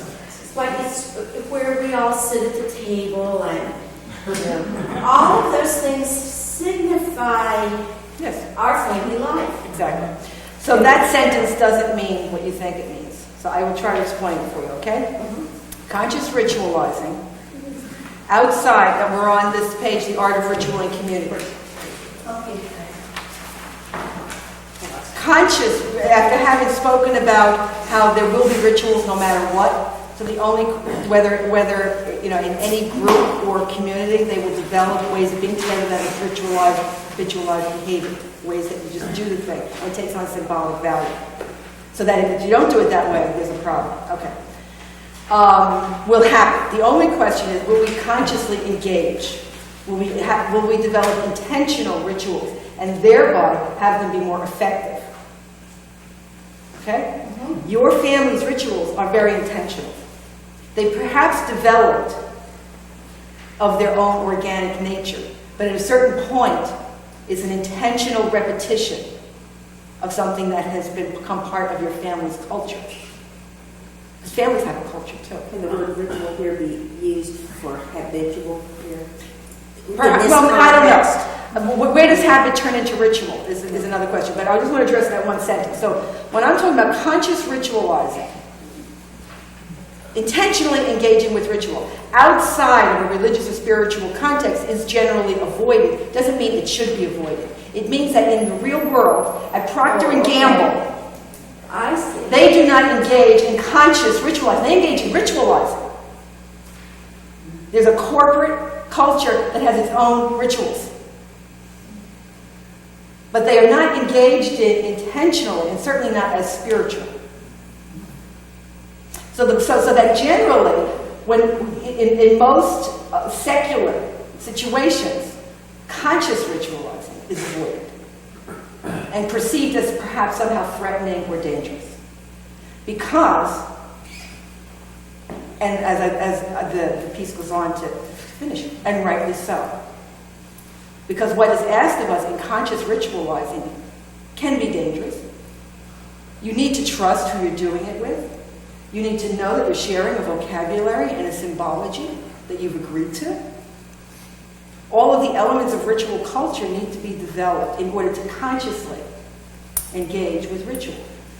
So that's what that sentence means. Okay? It's not, it shouldn't be done. That's the way it is in the real world generally. And I think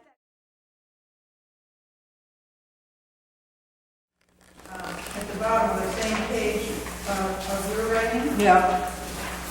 the last paragraph, you kind of succinctly describe the contemporary world where the ethos of individuality, the reality of diversity, and the need for authentic community intersect. Toward the end of my teaching career, I was sort of fascinated with what is called postmodernism. I'm not sure I know what it is. Me either. Yeah, but I think one of the things it is the notion that there isn't any actual reality out there, that it's all in individual people's heads. And so even when we have a common language or common symbols, we've already seen today with the flag and so forth, that we each bring our own interpretation. And if you take postmodernism far enough, I mean, community is impossible. And I've just been reading about this because I think that most of the traditional religions do not address postmodernism. One way to say it. The postmodernism itself suggests that we must create our own religion, our own tradition.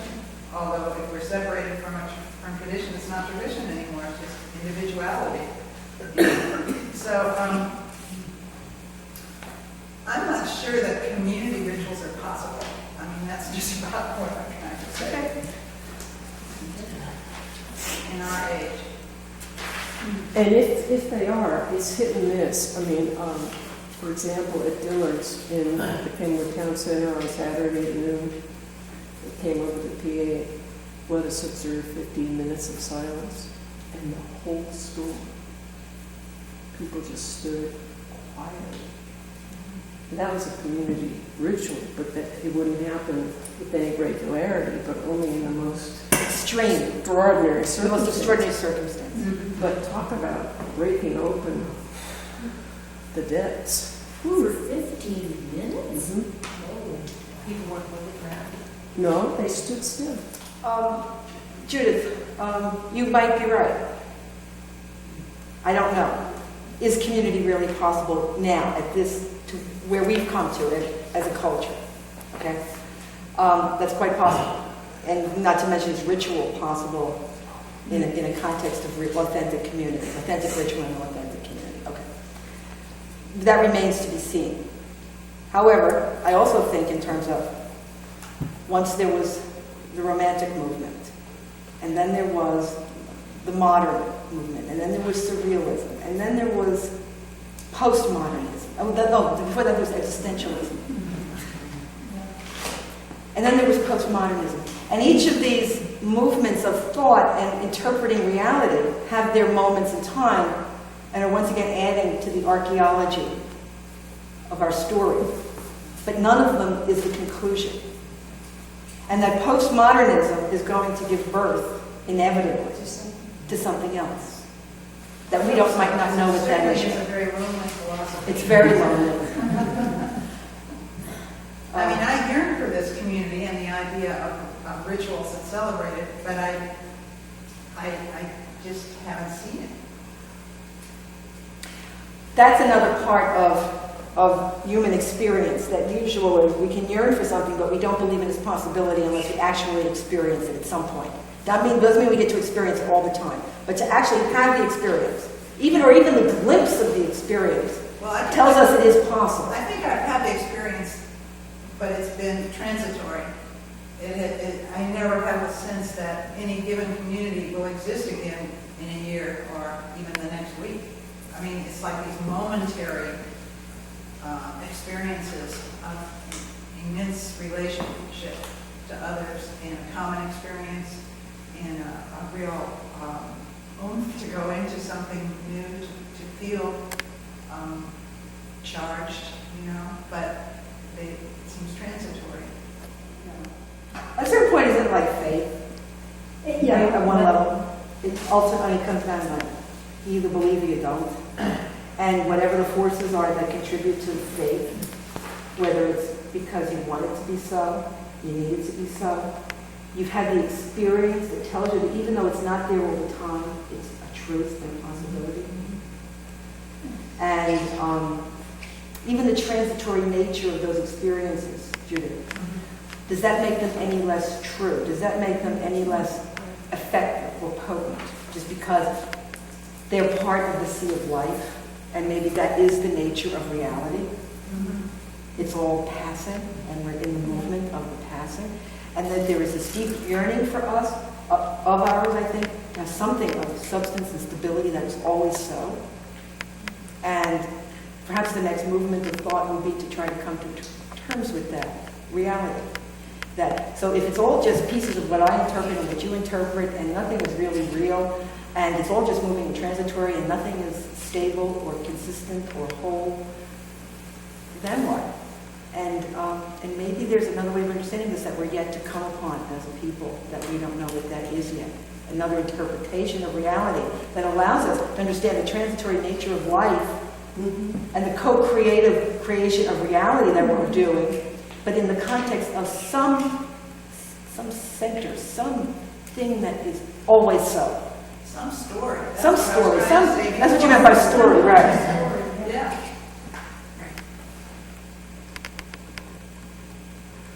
Well, I believe that we are all connected, and it's partly based on experience, and that connection is on a different level than a lot of things that you were speaking about, Judith, about personal interpretations of different things. But I mean, I'm pretty damn sure we're not just little isolated, I mean, I guess the way is to figure out how to get there without having to have, horrible stuff like this happen.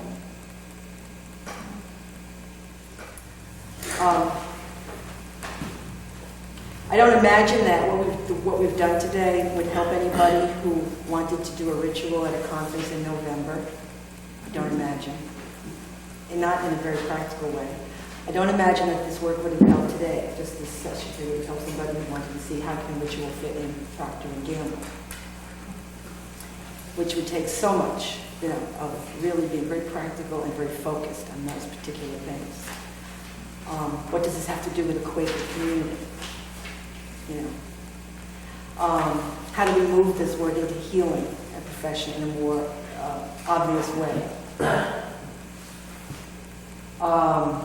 The liturgical people and the people who are more blatantly working in the spirit wouldn't have. They understand how to insert it. The difficult one is about how do you take this into a context that it normally isn't in. And those questions and those how-tos would not be satisfied with what we did today. I'm aware of that. And one of the reasons is because it's not possible to figure that out in this context. When you're looking at all the different elements and the history behind this, and at a particular moment in history, and the challenge of bringing this stuff, it's hard enough in its usual context, which is spiritual, liturgical, then to think about putting it into a context that doesn't even know what it is, and would be afraid if it did come in, or mistrustful at best. How does that then begin to happen? Is a question worthy of exploration. And it would take trial and error, and foremost what it takes is knowing what fully what that context is. Who are these people? What do they do every day? What do they value? What are the symbols that are already present? And what do they need? Inside their culture, and what do they need? What is the raw material of this other setting? I think everything is spiritual, okay? But non-ostensibly spiritual or liturgical. What is the culture, the vocabulary, the symbolism, and the values of that context? And you would have to know very specifically what that is in order to even begin to talk about how ritual could function within it. And that's one of the reasons it couldn't be done in this milieu, because it has to be so specific. Because ultimately, when the ritual is effective, it's really in relation to who the people are, what their story is, what their life experience is, what their symbolic universe looks like and responds to. And when a group sits down with a person who says, let's look at my world that I'm in, let's look at my community, and let's begin to understand how a ritual could function within that, is very in-depth analysis, and it's particular. It's absolutely particular. There's no one way of doing it. There is no how-to on a ritual. That's why it's an art. And as all practitioners of an art form, you do get better at it. You learn skills. There's a certain intuitive ability that people who do this work bring. That's for sure. There's a certain talent, a certain gift. It's the truth, like any other. And we all have our own original style. There's no one way of doing it. A practitioner of facilitator ritual has her own or his own unique voice, which we use in poetry, unique style, which is we would use in art, visual art, In the same way, a ritualist will have her own unique way of doing it that is particular to her gifts and her personality. And then you're working with that, and out of that creating a way that it can be accomplished in a group, and they won't all look the same. If I go to an Alicia ritual, which I have done, it has a tremendous beauty, and it's pure Alicia. And Alicia comes to a Sharon ritual, and it's a Sharon ritual. And we go to a Teresa ritual, and that's Teresa. You know? But it's the use of the personality and the personal gifts in such a way that it then gets larger than Alicia, and it's larger than Jen, it's larger than Teresa, if it's really working.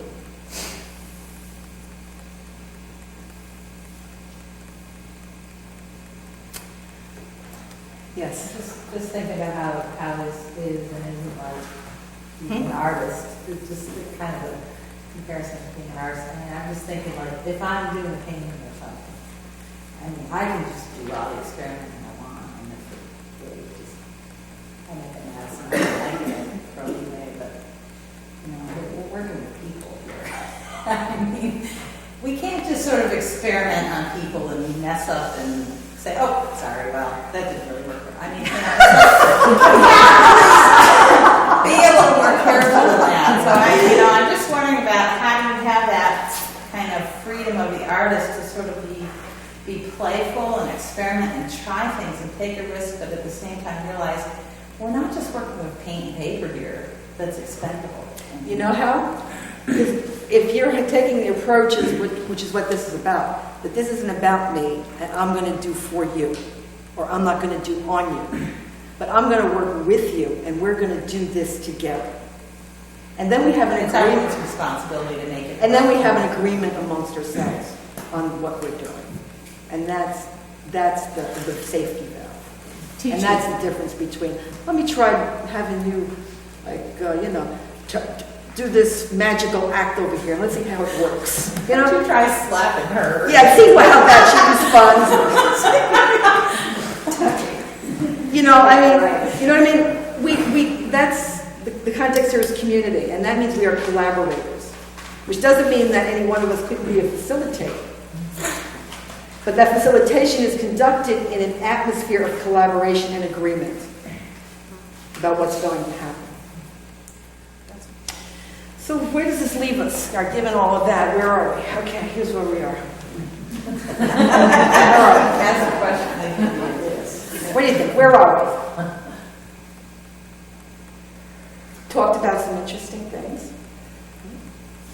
Here we go now with the prickly finger.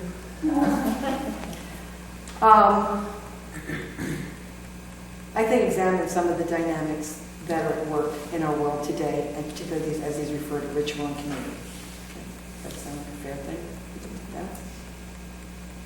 I think we understand the problems, and I think I've actually been, and we've actually been rather effective in understanding those problems to such a degree that it's a potential for despair.